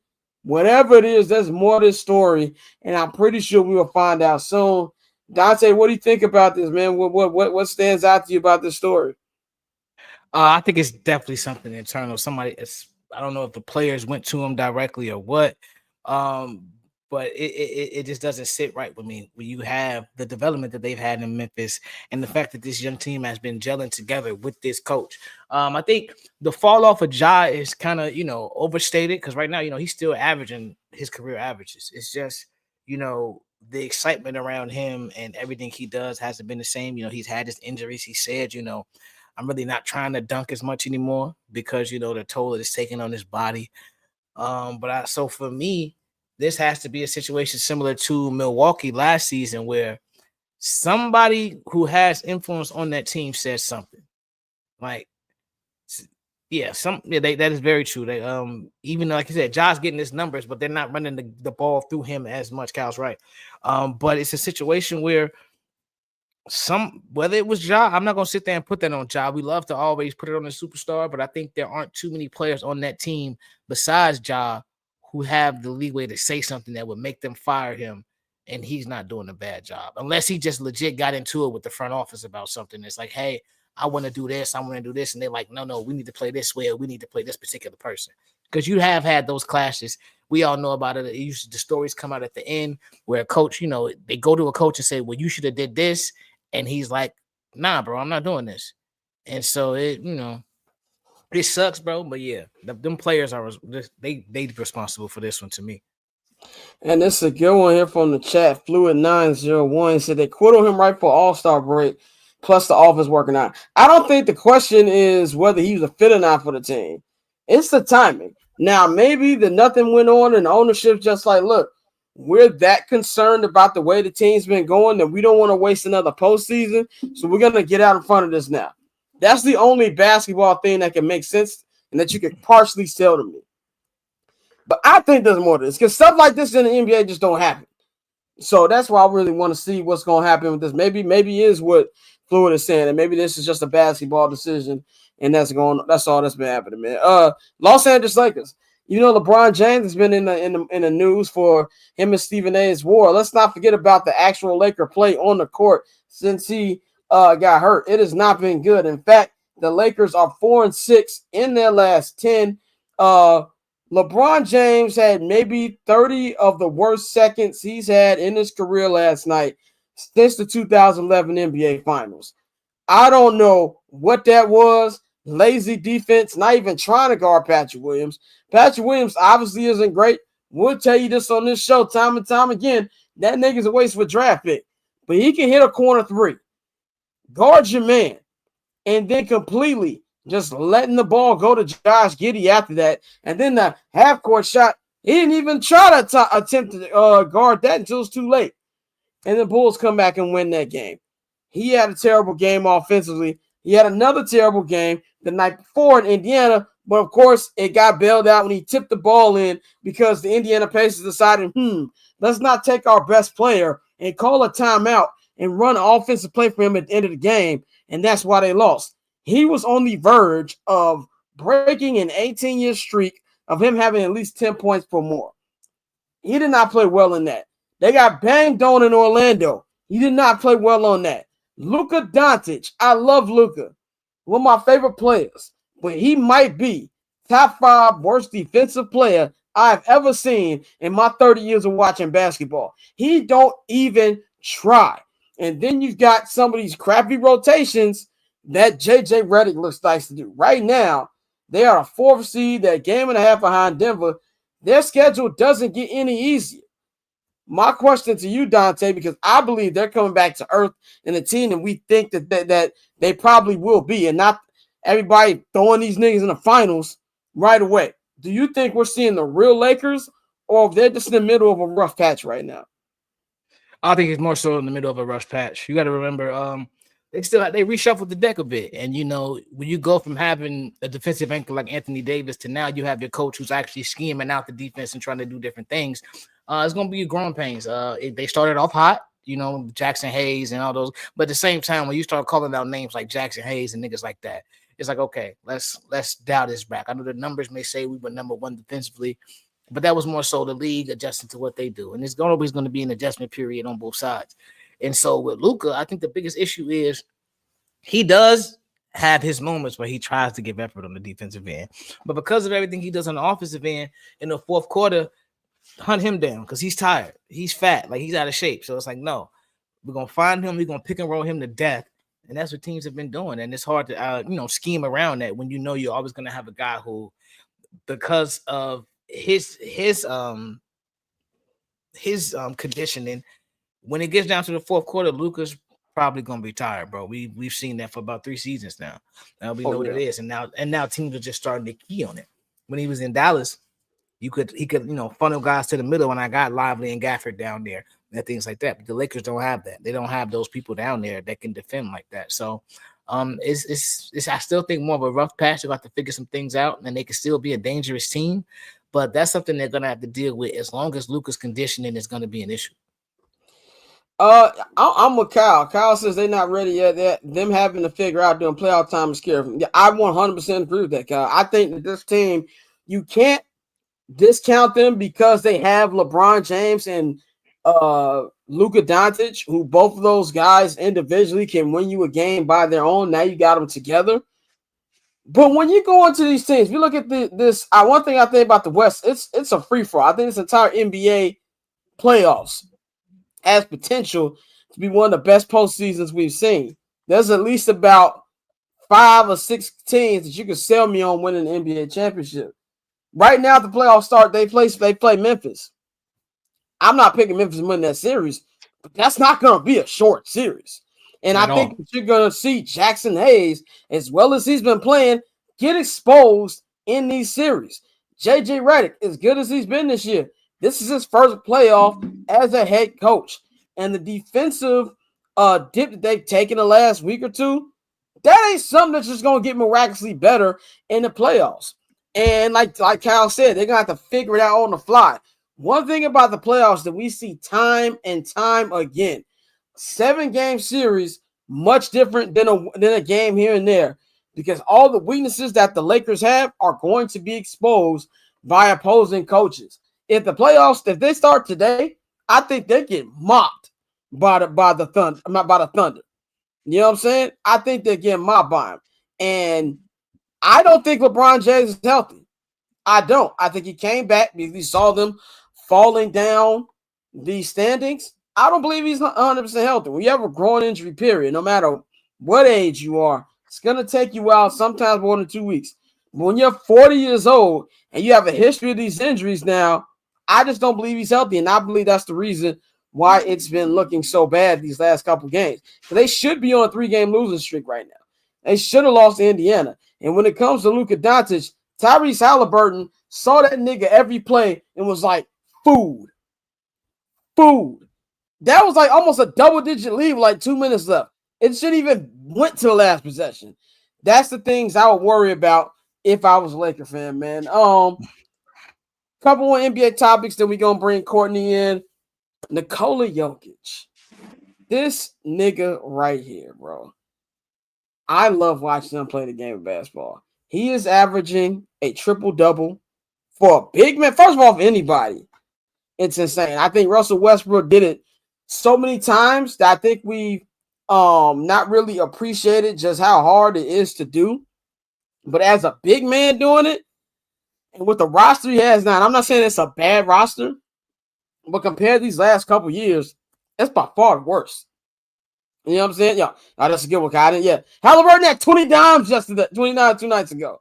It's ridiculous. By the way, Washington Wizards, they're the main reason why I told Tosin on Monday need to bring relegation to American sports, because them niggas need to be sent to the G League. They let the Indiana Pacers score 165 American basketball points in regulation.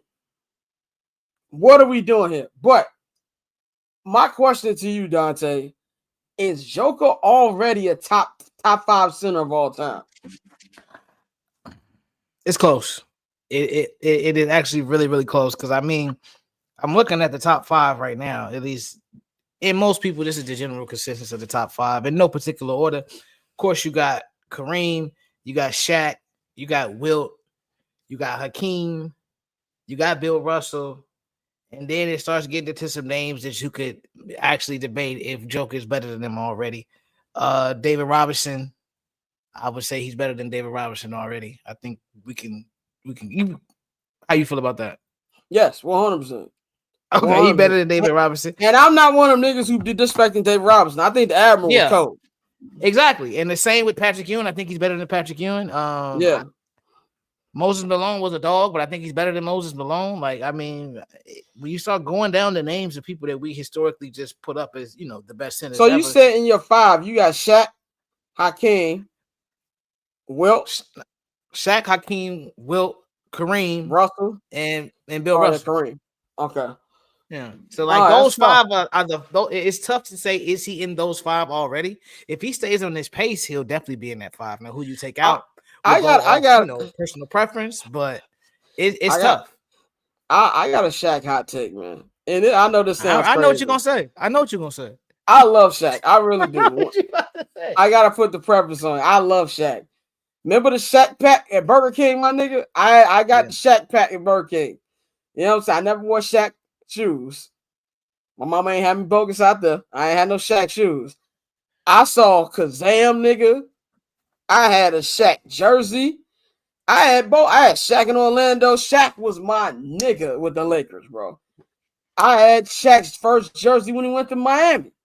Having said all of that, I feel like he underachieved. And I know that sounds insane, but for the talent he had, I understand why he drove Kobe up a wall. He was lazy.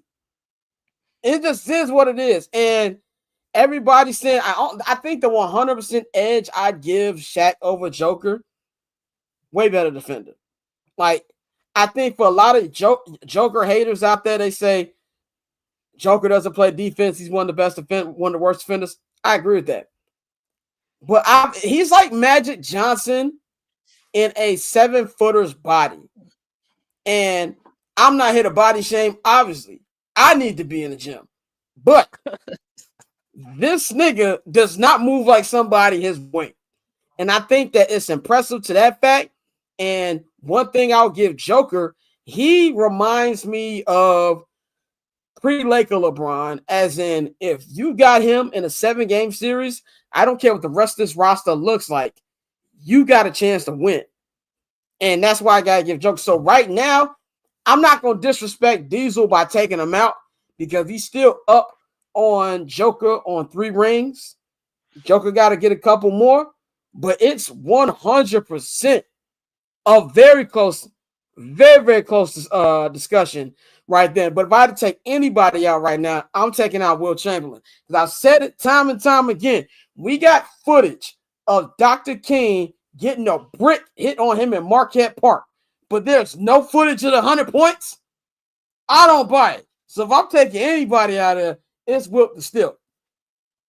Yeah, I'm sorry. I keep leaning left. I know we ain't talking about baseball yet, but the fucking Rockies just got walked off. We're going to talk about baseball in just a minute. Courtney is about to join us in just a minute. Yeah, but yeah. Bro. To wrap this up, we're going to bring Courtney in now. NBA EuroLeague. Sounds like that might be happening. Adam Silver is saying that's something about to get into right now, which would be kind of like, they'll have their own league, own teams and things like that. One thing the NBA basketball is a global game. I think this needs to go through before they have competition with a different EuroLeague. This could be something I think will be dope. And here's the funny thing. In my 2 weeks of really getting into the game of soccer, the in-season tournament made 0 sense to me until I started watching soccer. I get it now. I 100% get it now. I think that the reason that they should probably change it. I think that should happen a little bit after All-Star break. But overall, what do you think about the potential of a EuroLeague? I think it's a great idea. I think, especially with the passion that the Europeans have for basketball now that they've cultivated over the last 30 years or so, since the Dream Team, it's the perfect time. Luka came from these leagues. You've been pulling players from there.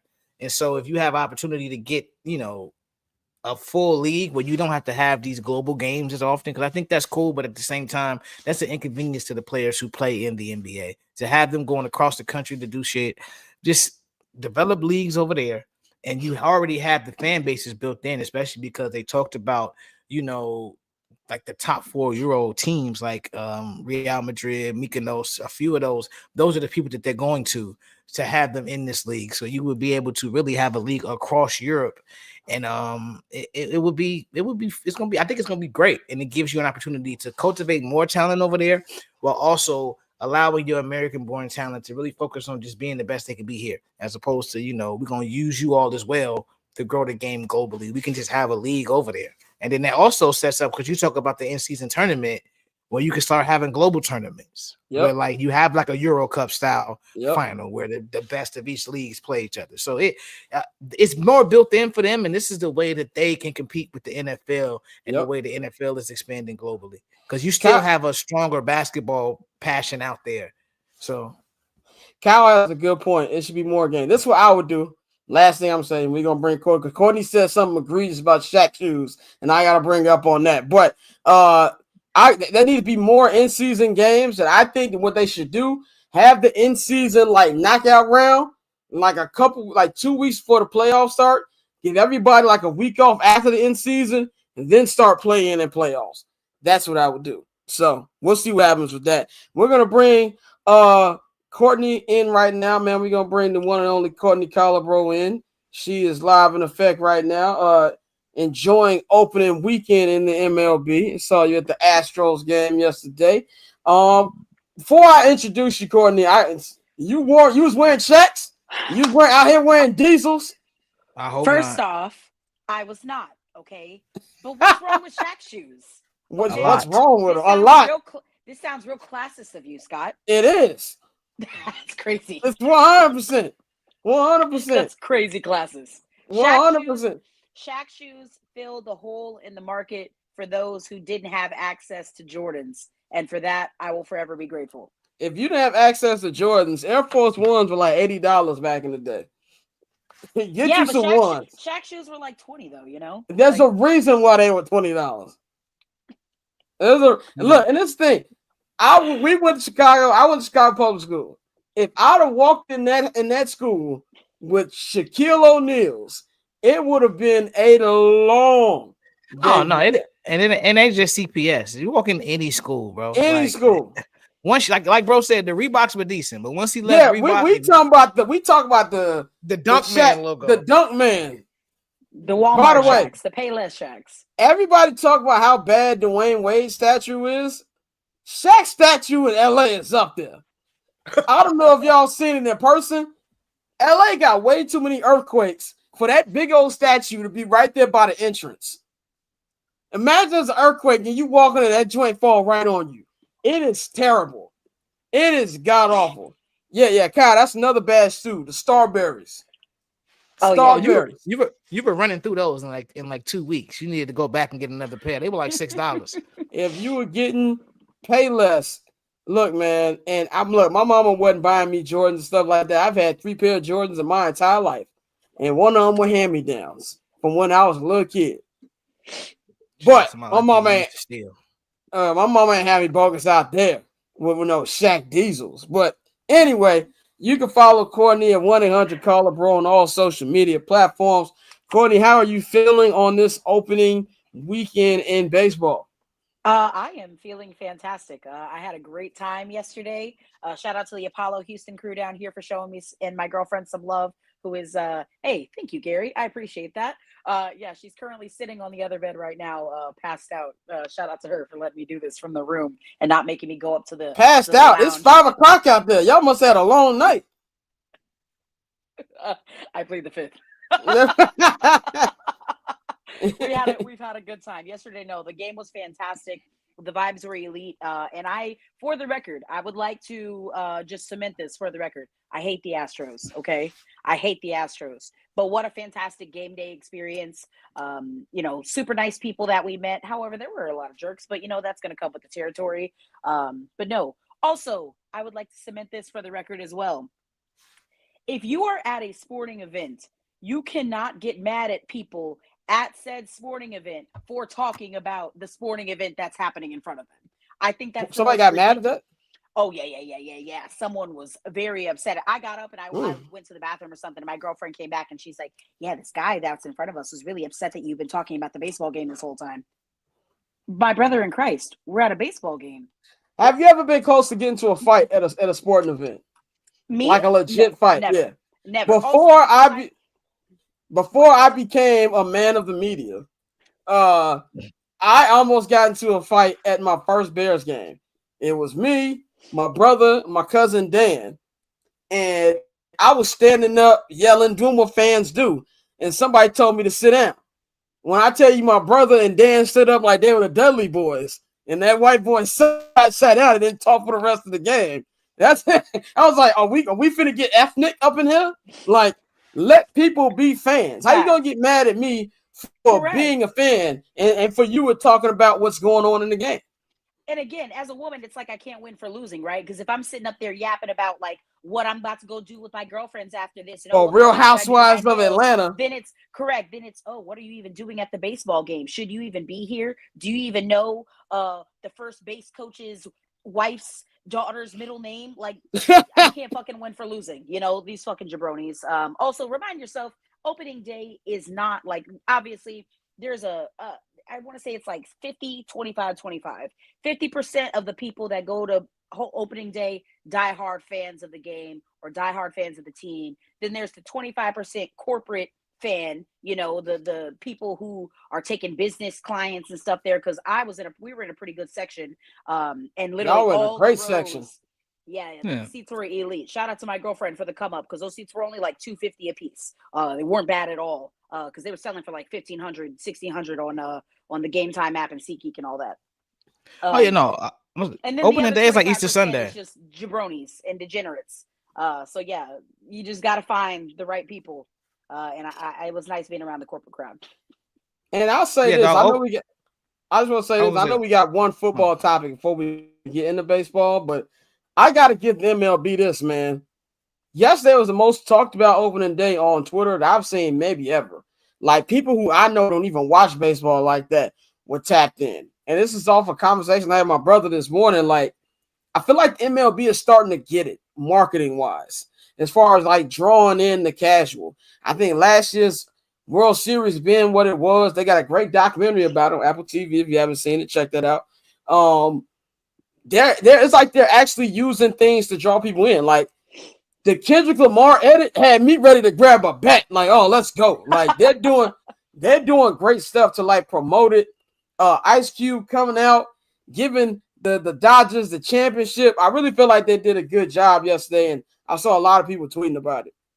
If I might speak a little bit to that, as someone who has worked in game presentation for years now, for Major League Baseball teams and now for NHL teams, it's important for these people to understand, right, that everybody that comes to a game or watches a game may not necessarily be a fan of that game. So maximum entertainment value being extrapolated out of the product that's being presented is of paramount importance. And like you said, it feels like MLB is finally starting to get it. Like, bro, not everybody that's going to turn into a Dodgers game is a Dodgers fan, right? But it's LA. Sometimes you just want to see the spectacle because you know that it's a high value entertainment product and they're going to put something good out there. And they did it, and the Dodgers met the mark again, bringing Ice Cube out. I thought that was sick. And yeah, I'm glad MLB is kind of finally starting to figure it out. I've been telling people forever, watch baseball. And I'm finally glad that I'm starting to get rewarded by bringing more people into the tent. And we know because Dante hasn't called Rob Manfred an idiot in a long time. So Not yet. Rob's Not all yet. right Wait with until me. wait until that. You say he's all right with you? Wait until that next CBA negotiation. Then we'll have that discussion. No, if we don't get these emails in a couple of days, we're gonna have a problem with them. Oh yeah. Hey. I was about to say, yeah, Rob Manfred, we cool, brother. We cool. We're gonna put that out there. We You're cool. all right with us, brother. Yeah. If these next couple days go as expected, This will. there's gonna be a lot of coverage on this show. Yeah. So Correct. shout out to Rob Manfred. But before we get fully into baseball, I want to talk about this. Just one NFL topic I got. Big news happened this week. Russell Wilson signing a 1-year deal with the New York Giants. He will be their presumed starter of this season. We already know they signed Jameis at the end of last week. He's going to probably be their backup. To me, first I thought this is immediately takes them out of Shedeur Sanders. But then I started hearing more from these outlets and Adam Schefter, Tom Pelissero, friend of the program, Tom Pelissero, saying that they won't hesitate to get a quarterback if they feel Shedeur Sanders is their guy at pick number 3. And also considering that Russell Wilson and Jameis Winston's contracts are only 1 year, and you could just cut Tommy DeVito, and that would be your 3-man if you want to roll into the season with a 3-man QB depth chart. I think this is compared to what the Giants have had at quarterback since Eli Manning left the building. I think you can do a lot worse than Russell Wilson. Me and Courtney were just giving Russ some love last week doing our Aaron Rodgers hate session. He's not great, but he can be competitive. And I think that if you do go out there and you think Shedeur is the one, and I'm starting to agree with people that Shedeur stock might be dropping just because of what Dion said. And by the way, shout out to Coach Prime, 5-year, $54 million extension with the Colorado Buffaloes. First, he went from saying, oh, we hope he lands in New York. Then he went to saying, oh, we're cool with any of the teams he goes to. That, to me, is speak for that nigga stock is dropping. I'm a Shador guy. I hope he goes in the top 3. Pretty much sounds like Cam Ward is a shoe-in to go number 1. But Russell Wilson, I think, is a solid fill-in for the New York Giants. And this pretty much tells Aaron Rodgers, hey, nigga, it's Steelers or retirement. Courtney, what do you think about this signing? And what does this mean, in your opinion, about where the Giants go with the number 3 draft pick? Yeah, well, so for me, I mean, I think it's a great signing. Again, when you're talking about Russell Wilson, you're dealing with a guy that doesn't have any drama that you have to deal with, and that was something that you were always going to have to deal with Aaron Rodgers. And also, that is to say, I don't think Aaron Rodgers was ever actually going to go to the Giants. As far as I know, he never actually visited with the Giants, and apparently that's a very important part of his process or whatever. You know, the dude's a weirdo. But yeah, I don't think that was ever actually going to happen. Again, I still maintain that the only place that he'd ever really wanted to go was the Steelers. And all he's done is leverage the information that he's put out there to try to improve his chances of ending up in Pittsburgh. Again, I'll maintain the same stance. I hope dude gets Bill Belichick out of the NFL and doesn't have a job this season. That would just bring me unspeakable joy. But I'm happy for Russ. I think it's a great situation for him. And honestly, I think it's a great situation for the Giants. Great for Brian Daboll and Joe Shane, who are both trying to save their jobs because they need to win right now. And I think that having that veteran quarterback room, regardless of how you feel about Russell Wilson or Jameis, gives them the best opportunity to win games over whatever rookie quarterback that they would potentially draft. That is to say, with that number 3 draft pick, I really don't know what they would do. I literally have a card trying to write down all the possibilities of what I think that they might do. I don't know what the fuck they're going to do. I don't know if they need to take a quarterback. Is that crazy? Is that stupid of me? I don't know if they need to take a quarterback right now. I wouldn't say it's stupid, but I definitely think it's risky. For sure. Depending on what you think about these quarterbacks. Correct. Yeah. Think about the crop of quarterbacks that are coming available in maybe next year's draft. Again, if you just need a bridge to get you to next season, maybe show Mara that there's been some improvement. Because again, these moves of signing Russell Wilson and Jameis Winston are literally just saving your ass moves by Brian Daboll and Joe Shane. Are we all in agreement on that? Yeah. So I agree. For me, the team that's getting hoed the most by the Giants signing both Russell Wilson and Jameis Winston are the Raiders. Because, I mean, if you're the Raiders, what the fuck do you do now? I'm assuming you're already kind of moving at the point where you know that you did that with signing Geno Smith because you knew that Ward and Cam Ward and Shador Sanders are going to be off the board, right? So what do you do now if you're the Raiders? Because I think the Raiders are in a good spot. Because now, even though it hasn't been announced yet. It hasn't been announced yet, and Dante pointed it out, which I didn't pay attention to. That the extension that was announced hasn't been named official by the Raiders yet. But I think Geno is a solid quarterback. He ain't great. He's mid. But I think when we forget about mid isn't necessarily a bad thing. We just look at it as a bad thing. He's a solid quarterback and way better than what they had. If you're pick 6, I'm going Ashton Jeanty if I'm the Raiders. And there's been a lot of smoke around that. So I don't really think this affects them that much. But I will say this. If Shador is around at pick 6, that doesn't stop them from drafting him. Yeah. And that's my thing. I wonder if he will be available though, right? Because if you think that Cam Ward is going to go 1 to Tennessee, what Shador is probably go. I don't know what Cleveland's doing. Cleveland is the wild card.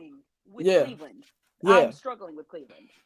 Yeah. I mean, but no, because Cleveland has, I think Cleveland is kicking the tires on the whole Kirk Cousins thing. But if you're Kirk Cousins, do you want to get traded and they still draft a quarterback and pull the rug from you again? So I think he's cautious with that too, because he has a few options. I think he's a guy that Dante, respectfully, Kirk Cousins should be fucking grateful. He should be grateful for whatever he gets at this First point. of all, Kirk Cousins has fleeced this league for so much money. Kirk's going to play anywhere. He'll go somewhere and collect $29 million next year, something stupid. But no, so I think with that, they've set themselves up to where if you do go Abdul Carter, you've heard the recent rumors about trading for Dak Prescott. Basically, it's people were insinuating that, Myles Garrett didn't take that money because there isn't a plan in place in Cleveland. Like, it wasn't just something about pure greed. He really does want to win, and they have something in the works. So there's still a couple ways they can go with that. But I think if you're the Giants, you also have several ways you can go, because if you do get Shador and bring him in there, you have a quarterback room that, Jameis, say what you want about Jameis, but the leadership aspect of Jameis has been, he's checked that box Dante everywhere is number he's one gone. on the J-Mo fan club. I really am. Like, no, like, he's checked that box everywhere he's gone. And then you have a guy like Russell Wilson, who's a proven winner, who can also coach him up. And so, two very religious guys. We know who Shador's daddy is. So, I mean, it gets to a point where he would trust that quarterback room. So I think that does play into it. So it's a very interesting thing. But as far as Russell Wilson, I think that's a perfect landing spot for him. You have a great wide receiver over there. Dayball is a great offensive mind. That team has struggled, so they're looking for some stability, even if they do continue to add to that quarterback room. So it's a great move for us. I think it's a situation where we know how that division is. Philly is clearly, head and shoulders above everybody, but I don't know if Philly's head and shoulders anymore. They lost a lot of niggas. Yeah, that's usually how it goes when you win a ring. People get their ring, they go get paid, go get a bag. So we'll see. But I think, if you're the Giants, I like that move. I like bringing Russ in to stabilize things. Definitely, man. We'll see how that plays out, man. Shout out to Russ. And I know Sierra's got to love that. Moving from Pittsburgh, Pennsylvania to New York City is night and day. So shout out to them. But it is time for baseball.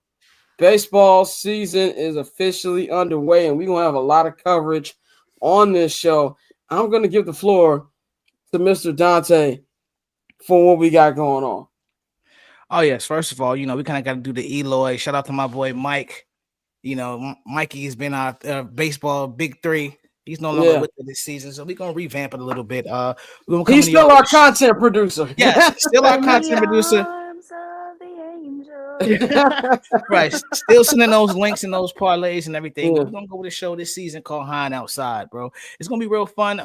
Courtney's locked in with hockey right now, but when she's available, we're gonna bring her back. We got my boy Kyle's gonna be my Chicago Cubs correspondent. He's been active in the chat today. We got a couple great segments that we got coming for y'all. It's gonna be real interactive, and we're gonna have a good time with the coverage this year. So let's get right to it, Courtney. Our way too early predictions. We do this every year. This is year 3 now. So what we're going to do is we're going to run down the list of, MVP, Cy Young, and who we think is going to win the pennant. I'll give you the betting odds, the top 4, and then we go from there. If you got somebody that's a surprise, just let me know. And, I love me a good dark horse. I do love a good dark horse. And before we get into it, we got to shout Courtney out because she the Mets, Bobby Witt, the Royals. She was spot on last year. Yeah. Eric Scooble. Yeah, Scooble, yes. Baby. I know ball. Definitely a vet in the game. So we're gonna kick it off with the AL MVP odds. Your guy last year, Aaron Judge, he still leads all the odds right now. We got Bobby Witt second, Gunnar Henderson, and fourth is he plays on the team that you hate, Yordan Alvarez. So who you got for AL MVP? AL MVP, I really have Bobby Witt Jr. taking that next step up and winning this season. And that isn't to say that I don't think that Aaron Judge will still have an incredible MVP caliber season. But I do think that he might slightly regress, just not having Juan Soto in that lineup with him right next to him. I think Bobby Witt checks all the boxes of everything you want in an MVP candidate. Last year, I know people don't really like to use batting average, but dude batted .332. Do you know how fucking hard that is to do over a full season of baseball? 109 RBI, 45 doubles, 11 triples, 32 home runs, 31 stolen bags, incredible defensive athlete. I just feel like he checks all the boxes of everything you want in an elite MVP player. I think it's Bobby Witt Jr. Scott, who you got? I'm gonna be real. I'm gonna let y'all cook. I have no idea. That's I respect it. It's ironic, we didn't plan this wearing green, but I do also have Bobby Witt as the AL MVP. I think Bobby really takes that next step. Like last year was really, his proven season, and he proved to us that he was a guy that belongs. I know it's a lot of hype. Gunnar Henderson, I think, is going to have another incredible season. I think the Orioles, are going to be really, really good. I will get into that later. Mm-hmm. And I'm with you about Aaron Judge. I think losing that protection of Juan Soto in the lineup, while he's still great, he'll still put up numbers. I don't think he'll have an MVP type year this season. So I'm definitely, I'm going to rock with Bobby Witt as well, bro. I hate to say it, but I think, Kansas City, they are really building something, really nice down there. So we'll see what they go. Let's my dark horse though, if I may, for AL MVP, and I'm gonna sound like a total homer, but it's Wyatt Langford. If Wyatt Langford can come into the league and come back and he can be healthy, and that's one of the things that I was hesitating about Gunnar Henderson. I'm worried about how much time he might miss this season, and that's one thing that kind of obviously, and it's something that we'll get into it when we talk about NL MVP. It's health, right? That's the only thing that might give me pause about in my NL MVP pick. But we'll get to that right now. Yeah. Yo, Gunner is such a Bass Pro Shops name. Like, it's a perfect baseball name, bro. Like he says nigga at home. Like that's crazy. But no, my AL dark horse is somebody who really struggles with injury, but like whenever he plays, he puts up numbers. He's also in the AL Central. Is Royce Lewis. Like, if we can get a full season out of Royce Lewis, correct, the numbers he's going to put up are going to be ridiculous. But it's just a matter of he ever gotten a full season out of Royce Lewis. He's turning into Byron Buxton 2.0. Like 100%. He'll come around first base and he might be worse than Byron Buxton. I've seen Byron Buxton play more than I've seen Royce. Maybe I feel like we need to do something with that Minnesota Twins training. Do we need to have an HR orientation just so we can all go over? Because it keeps happening to these incredible stars, and I can't keep watching it happen. We'll unpack. No, Kyle Corey Seager's into our Cy Young talk because I got some. Seager's a good choice. Seager's definitely a good choice, but we'll see. I'm not. I know a lot of people are still high on your Texas Rangers, Courtney. I'm not one of those people. I have some serious question marks about the bullpen, and the general overall long-term health of this rotation. John Gray got hurt during spring training, which sucks. Nathan Eovaldi is getting older. Jacob deGrom has not been healthy consistently for 4 years now. So yeah, I don't know. We'll see. Yeah. I'm still excited. And in a season when the Astros have regressed by not wanting to pay people, I feel like the Rangers could probably take the next step, and the Mariners didn't even bother trying to take advantage of the fact that the Astros regressed. So yeah, I still think the Rangers will win the division. Yeah, no, I'm not going to start on Seattle because I really like their ball club, but it's the same bullshit every year with them. Great rotation, ownership group. Yeah, it's what's is Seattle the new White Sox? Beautiful gowns. No. They at least attempt to win. Let me clarify that. What I mean by new White Sox, as in a lot of people thought this team was gonna be better than what they thought. I kind of feel like them and the Blue Jays was hyping them niggas up around the same time. Are you talking about like the COVID year White Sox, or we were this is it? This is what they turned the corner. COVID, 2020, 21, 2022 expectation White Sox. Yeah, I can see the similarities. Had we kept Giolito and Crochet and those guys, you could definitely make the parallels. But I think they're still a step ahead of the White Sox because we're just floating around right now. We don't know what's going on with them. But now let's go. Also, the Mariners have literal Julio Rodriguez, right? Yeah. We got Lewis Robert. Don't do that. Don't do that. Don't do that. Who is Luis Robert? What did Anthony Roberts say? What did Anthony Edwards say in that one? We got Jay McDaniels. They got KD. We got Jay McDaniels. That's the same energy, Dante. That's crazy. We got Luis Robert at home. Yeah. But no, real quick, National League MVP odds. Top 4, you got your reigning MVP Shohei Ohtani at number 1. Number 2, you got Juan Soto. He moved across boroughs. He's over in Queens now. Number 3. They have quickly moved beyond these PED allegations. Fernando Tatis is in the top 3 MVP odds right now. And number 4, everybody's favorite, boomer bust, Ellie De La Cruz. So, Courtney, who you got? So my thing is, if Shohei Ohtani is pitching, he is winning that MVP. They might as well just rename it at that point. And I said it earlier when I said, talking about the NL MVP, the only thing that would stop him from winning that award is if he is injured for a significant amount of time.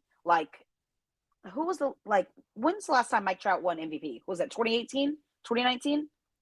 Damn, it's been that It's long. been a I minute. think it was like 2019 was the last time that Mike Trout won MVP. And I'm pretty sure that same season, he only played like 125, 135 games, right? Fun fact, Mike Trout was right next to where the skirmish was after Josh Giddey made that game-winning shot last night.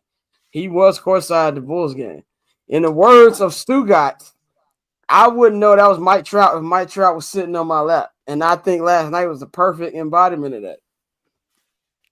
No disrespect, bro does look like the regional manager of an In-N-Out franchise. When they put that City Connect uniform on, he did have to be photoshopped into an In-N-Out restaurant, and it was spot on. I'll send you the tweet that I made. It's spot on. But no, that's my thing. I think Shohei is winning if he pitches this season. You can't give it to anybody else. And again, he won simply off the strength of his offensive numbers last season. I think he could do it again even if he doesn't pitch. But if he does that and he pitches again, he's winning every time. Every time. Yeah, Shohei is definitely a good choice. I kind of hesitated to not pick him sexy, just because. but Yeah, no, but I mean, he's that good. He's also that good. Yeah. And I like what Barry Bonds said about the fact that, Barry was like, I kind of want him to just hit. Like, we understand you're a good pitcher, but you're that great of a hitter. If you just fully focused on hitting, the numbers he put up would be crazy. But I'm actually going to go with Juan Soto. I think Juan Soto is going to lift the Mets, and the Mets were already a good baseball team. Having him and Frankie Lindor in the same lineup with Pete Alonso, they're going to put runs up. Juan Soto is going to get on base a lot. Like, a guy who has 109 RBIs last season, 129 walks, a 988 OPS, like the best eye in the game. 41 home runs. Also, let's not forget that part. But Juan Soto's a monster, bro. And that's why I'm with you. And I feel like while I think Aaron Judge will have a good season, when you lose that type of protection, it changes things. It's not the same. So 100%. I think going to Queens, I think that ball club is going to be dangerous. I think the NL East is probably going to be damn near damn near the most exciting division in baseball. You got three West, man, you got three really, really good teams. And but for MVP, for me, I gotta go Juan Soto. I don't think there's anybody else I could actually pick outside of Soto. Listen, just right now. Dante, you would not believe how loud the boos were when every single time that man went up to bat last night or yesterday afternoon in that ballpark. I was like, first thing I said to my girlfriend when we're sitting there talking about the game, I said, "Damn, what he do to y'all?" Oh, and then I remembered. That's right. Oh yeah. He came up in this ballpark and put his foot all up on your couch. That's what happened. That's still one of the best. One of the best postseason home runs I've ever seen. It's been a lot of classic home runs in that ballpark. Like a lot of people, and it's always against the Astros. Like it's never the Astros hitting these home runs. Jordan's hit a couple, but for the most part, they get smoked in their own ballpark. Hey, I was that religiously. Game 6 of the 2022 World Series. That Jordan Alvarez home run off of Jose Alvarado was one of the most incredible things I've ever seen in my life. Easily. But that Juan Soto home run, yeah. The Astros, and I will say this though. What's up? No, go ahead. No, I was just going to say the Astros absolutely have been on the bad side of some monster home runs in their own ballpark. We remember they didn't win a single game at home in that ALCS against the Rangers in 2023 when the Rangers won. Yeah. And I mean, we can go back to, the Albert Pujols days when he put one on the train tracks. Like this has been happening. And also for NL. Did you see that they rebranded the train, by the way? Because, they rebranded the whole ballpark, right? So before the train, the home run train used to have oranges in the back of it. So now it's sponsored by Route 66, so it just has giant baseballs in it. I'm not crazy about it, but I'm just glad that they kept the train. Yeah. And I will say this. My dark horse for NL MVP is on the same team. It's Frankie Lindor. I think he's the most disrespected shortstop in baseball. Frankie Lindor is a superstar, and maybe because he's not as flashy as everybody else, but he has his own flair. But he's one of the most clutch hitters in the game. I think he's a beyond solid shortstop. Frankie's a guy that I really think gets overlooked too often. So that's my dark horse for MVP because I think he'll also get a boost from Soto. Mm-hmm. I hear your Frankie Lindor, and I raise you in Ellie De La Cruz. I am very intrigued by the idea of Ellie De La Cruz as NL MVP. Can you strike out 200 times and win MVP? I don't know. Like again, he's very much a boomer bust guy. Correct, but it's also like you said, dependent on whether or not he does learn to take more walks, because man do be swinging out of his shoes often. Yeah, You got to admire the enthusiasm, but I hope he can at least take the next step toward getting. I think he'll win an MVP in his career. Okay, well, yeah, we can go with that. We'll go with that. I can live with that. Also, Michael Harris, but that's different conversation, different day. If he can stay healthy, I think Michael Harris could also be in an MVP race. I would put $50 on it right now. I don't know what his odds are, if he even has odds right now, but I would put 50 on it. Yeah, Mike he's a walking 30-30 guy. He just gotta stay healthy. Like, yep, just stay healthy. So let's hit over the other side of the ball, the pitchers. The AL Cy Young. We got, of course, your reigning Cy Young winner, Tariq Skubal at number 1. Number 2, my Chicago White Sox have once again given an ace to Boston, Garrett Crochet. Number 3, you got Max Fried, which I did not expect to see. And number 4, you got Framber Valdez. People are still, the Astros, no matter how much you try to kill them off, people still have a lot of faith in them, and that's one of the reasons why. So, Courtney, who you got for AL Cy Young? The last time that a pitcher repeated back-to-back Cy Youngs was 2018-2019 when Jacob deGrom won. And I got to be honest, something in me is telling me, and it doesn't matter about what happened last night because it's the fucking dog. Shit's going to happen, okay? I'm still going with Taylor Skubal. He's going to win again. First back-to-back AL Cy Young winner, or Cy Young winner in general, since Jacob deGrom 2018-2019. Give me Skubal again. Yeah, I feel you. I'm actually going to go with my former White Sox Crochet. I think him having a full season where there will be no restrictions, you're going to see just how good he is. I mean, this is a guy who, outside of getting hurt, when he got hurt, he was always really effective for the White Sox. And you saw the flashes, even though they started him out in the bullpen. It's tough when they let him pitch past the 5th inning, right? Yeah. I mean, like when they took the leash off and let him go, you saw how dominant he can be. The stuff is there, can reach triple digits, but he's a guy who would get stronger as the game went on. And I want to see if he's able to do that with the extended innings. Last season he only pitched 146 innings, had 209 strikeouts in those 146 innings. So he was extremely effective winning out on the mound.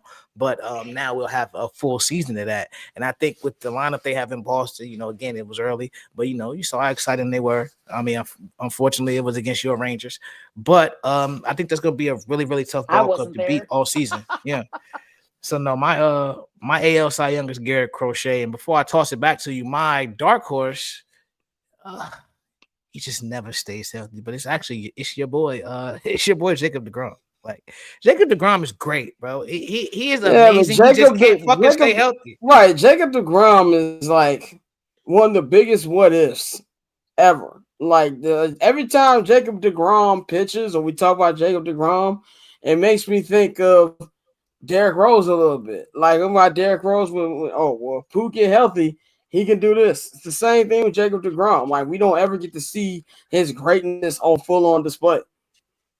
Yeah, you're absolutely right, Scott. But that is also my dark horse. Again, I hate to sound like a homer. But yeah, if deGrom can stay healthy, and even be like maybe relative, like because Garrett Cole's not pitching, there's significant competition for Cy Young in the National League. But in the American League, I feel like it's a little bit thinner. Again, I said it earlier that I wanted to talk about the Minnesota Twins. I know we brought it up earlier. It's not very sexy. I feel like Bailey Ober could absolutely, I don't know what his numbers are looking like, his betting odds, if he even has any. Joe Ryan, also fantastic. But again, when you're talking about the American League Cy Young, you're talking about guys like Taylor Skubal, Joe Ryan, and Bailey Ober. You kind of have like and it's no discredit to them, right? But like, who's thinking of Joe Ryan, American League Cy Young winner? Oh yeah, he's plus 4,000. So you're right. I'd put $50 on it. Yeah. I'd put 50 on it. Anyway, that's my dark horse. Is Jacob deGrom, and then I'd say Bailey Ober, then Joe Ryan. Okay. Yeah, no Bailey on here, but Joe Ryan is definitely on the list. Now let's switch it over to the National League. Of course, the rookie phenom, Paul Skeens, is leading all odds. I expected that. Zach Wheeler is second. Chris Sale, reigning NL Cy Young, is third, and fourth is a guy that we'll get into this, but Blake Snell is actually slotted at fourth right now. He's plus 1,000 across all three sports books. So Courtney, who you got for NL Cy Young? It's not sexy at all, and it's probably pretty basic, but I'm going with Paul Skeens again. I think he could absolutely be dominant, especially now that Pittsburgh Pirates will let the training wheels off a little bit more, I should say.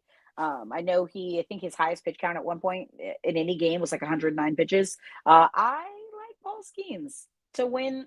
I think he could have won it. One might argue that he could have won it last season. But yeah, I'm going with Paul Skeens. And then I'd say my dark horse might be Michael King. Well, how do you feel about that, Dante? I could see that. He's plus 2,500. So he has better odds than your boy Joe. But no, for me, I think right now, this is not a popular pick, too popular, but I'm going to go with Blake Snell. I think if Blake Snell stays healthy, he's going to win the Cy Young. And that's with everybody else on that roster. We know that every time he goes out, one of the issues he had last year was run support. He's not going to have that issue in Los Angeles. They're going to score runs for him. And Blake is a guy who, like, his ability to switch speeds, he's primarily a fastball changeup guy, but Blake is a really good pitcher. He's a gamer. Mm-hmm. As Pedro is my favorite pitcher. I love guys like that. If it's a tough situation, if we need to win a series, if I need to give a guy the ball, even though with all the star power they have on that team, Blake Snell is still a guy I will look at and say, okay, Blake, go give me a W. And he's going to go out there and pitch you 6-7 innings and give you everything you got. So I think my favorite, my guy I'm picking is Blake Snell, and not a homer pick, but just if he gets enough innings, I think Spencer Strider can still win the Cy Young. Like, as long as he's healthy, he'll be back. He was next looking month. great. He was looking great though when he came back. Yeah, and he'll be back next month. So if he can get back into the rotation, I think that's a guy who he could definitely challenge for Cy Young. Definitely. See, and okay, so we got our personal awards out the way. Let's get to the teams. Who you got winning the National League? I'll go first. They're gonna run it back. They are gonna run it back. The Los Angeles Dodgers. I was about to say, let's not lie on this. Yeah, let's be real. We can do that one quickly. Anybody got reasons why? But I know we all picking the Dodgers. Shohei Ohtani, Mookie Betts, Freddie Freeman, Blake Snell, Yamamoto, the other nigga they signed. It don't matter. Correct. Kendrick Lamar. Everybody. Kendrick Lamar, Ice Cube, nigga, I go all day. That's why. No, yeah, I think we definitely all picking the Dodgers.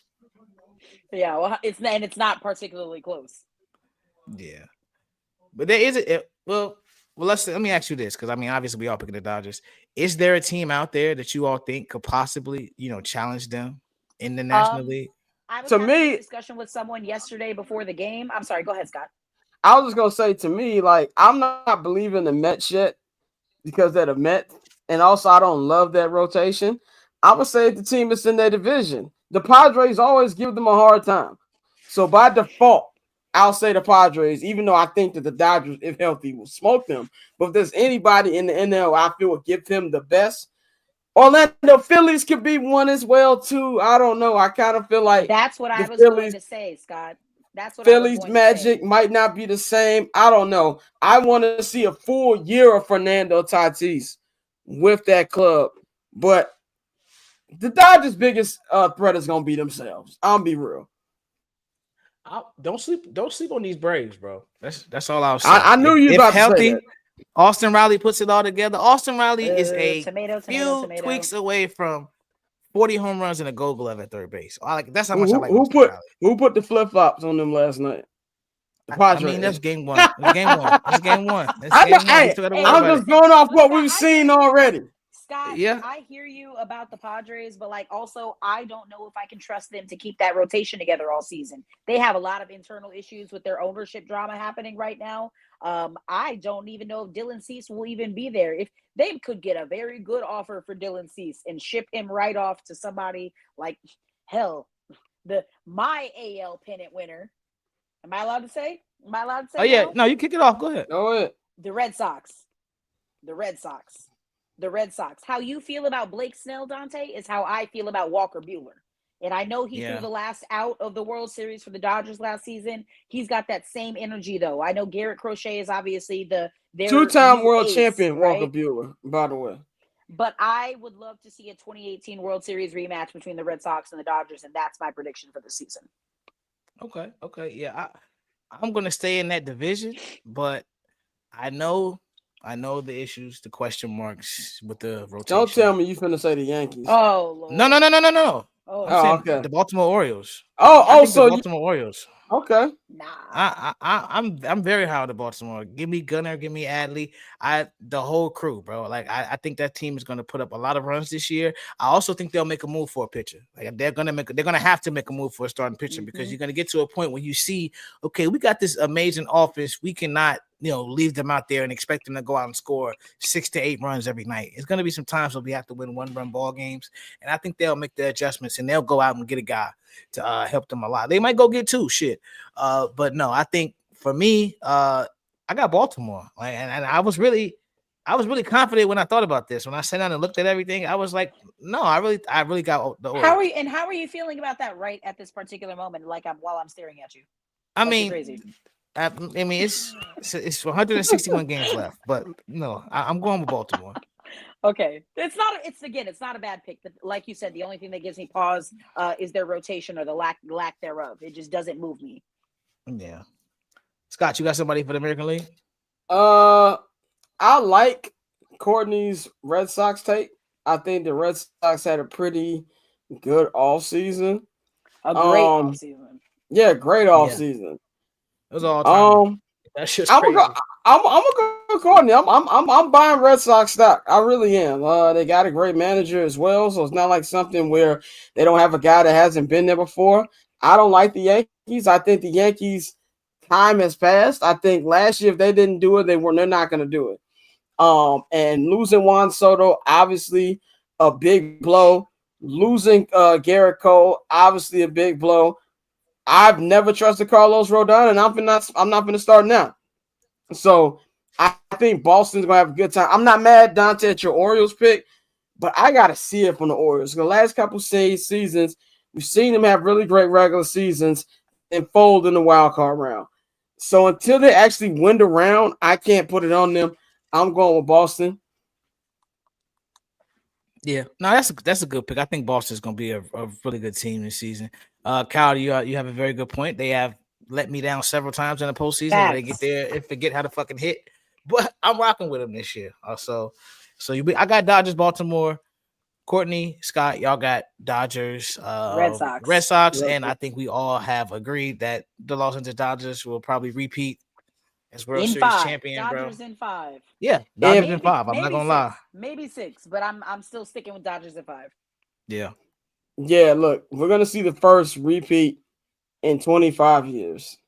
Since Jeter's Yankees, you're going to see it. This is going to be this last year was the beginning of a run. Like Shohei Ohtani, as somebody living in the Los Angeles area, people didn't know how. If you were a casual baseball fan, you didn't know how great this nigga was because he played in freaking Anaheim. He is an incredible baseball player. They've got an incredible lineup, even better pitching than last year. And I won't say they got the monkey off their back. They kind of did because people kept saying, it was the bubble championship. They did it in front of the hoes. Yep. They did it in front of the hoes. They feeling themselves. And I think the only thing that's going to stop them is injury. So, yeah, I think you're going to see them go back to back.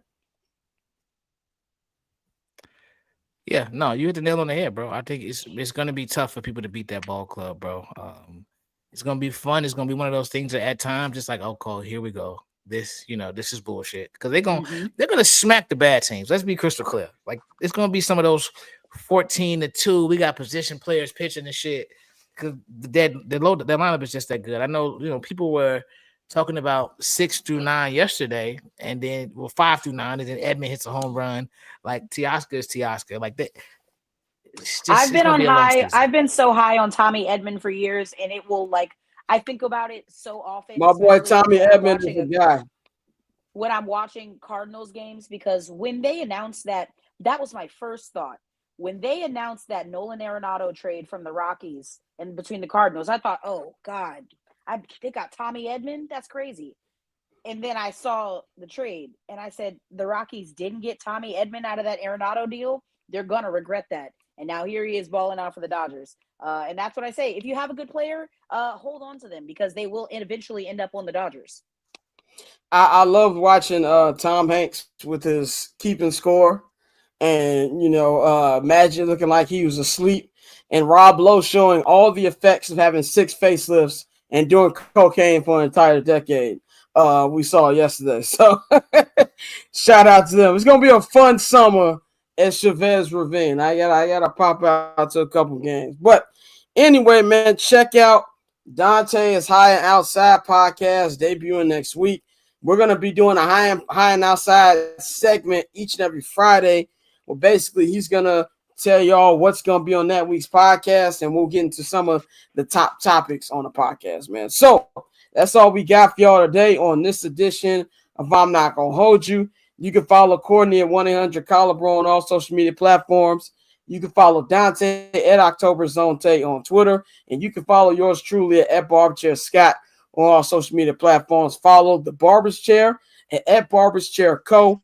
on all social media platforms. Follow our partners, H&B Media, at H&B Media TV on Twitter, and at H&B Media on Instagram. And, of course, follow I'm Not Gonna Hold You's new Instagram page at INGHY Show. And get in tune with everything. Subscribe to our Patreon, patreon.com/Barber's Chair Network, man. We've got all different tiers for you to subscribe to. But if you subscribe to the $10 holler, that is the Barber's Chair All Access feed, you get 25% off your first order on the Barber's Chair Network shop. That is the bcnetshop.com. I know I've been teasing a new shirt. Trust me, it is coming. We had some inventory issues. It will be coming with you within the next 2 weeks. So look out for that. Anything y'all want to say before we wrap this up? Absolutely not. Y'all go enjoy some damn baseball. Enjoy baseball. Enjoy college football. I'll be watching, not college football, college basketball. I'm going to be watching a lot of stuff this don't weekend. Tease me, Scott. That's crazy. No, not yet. That's we ain't crazy. there yet, unfortunately. We're not there yet. So Spring games around the corner. What? You know, a lot of teams aren't even doing spring games. That is very true. That is very true. Well, Prime is We're trying to losing get them recipes, actually man. to play spring games. So we'll see how that's going to go, man. I'm about to lock in on this Friday night baseball game with the Mets and the Astros. So y'all have a good weekend. We will holler at y'all on Monday, man. We up out of here.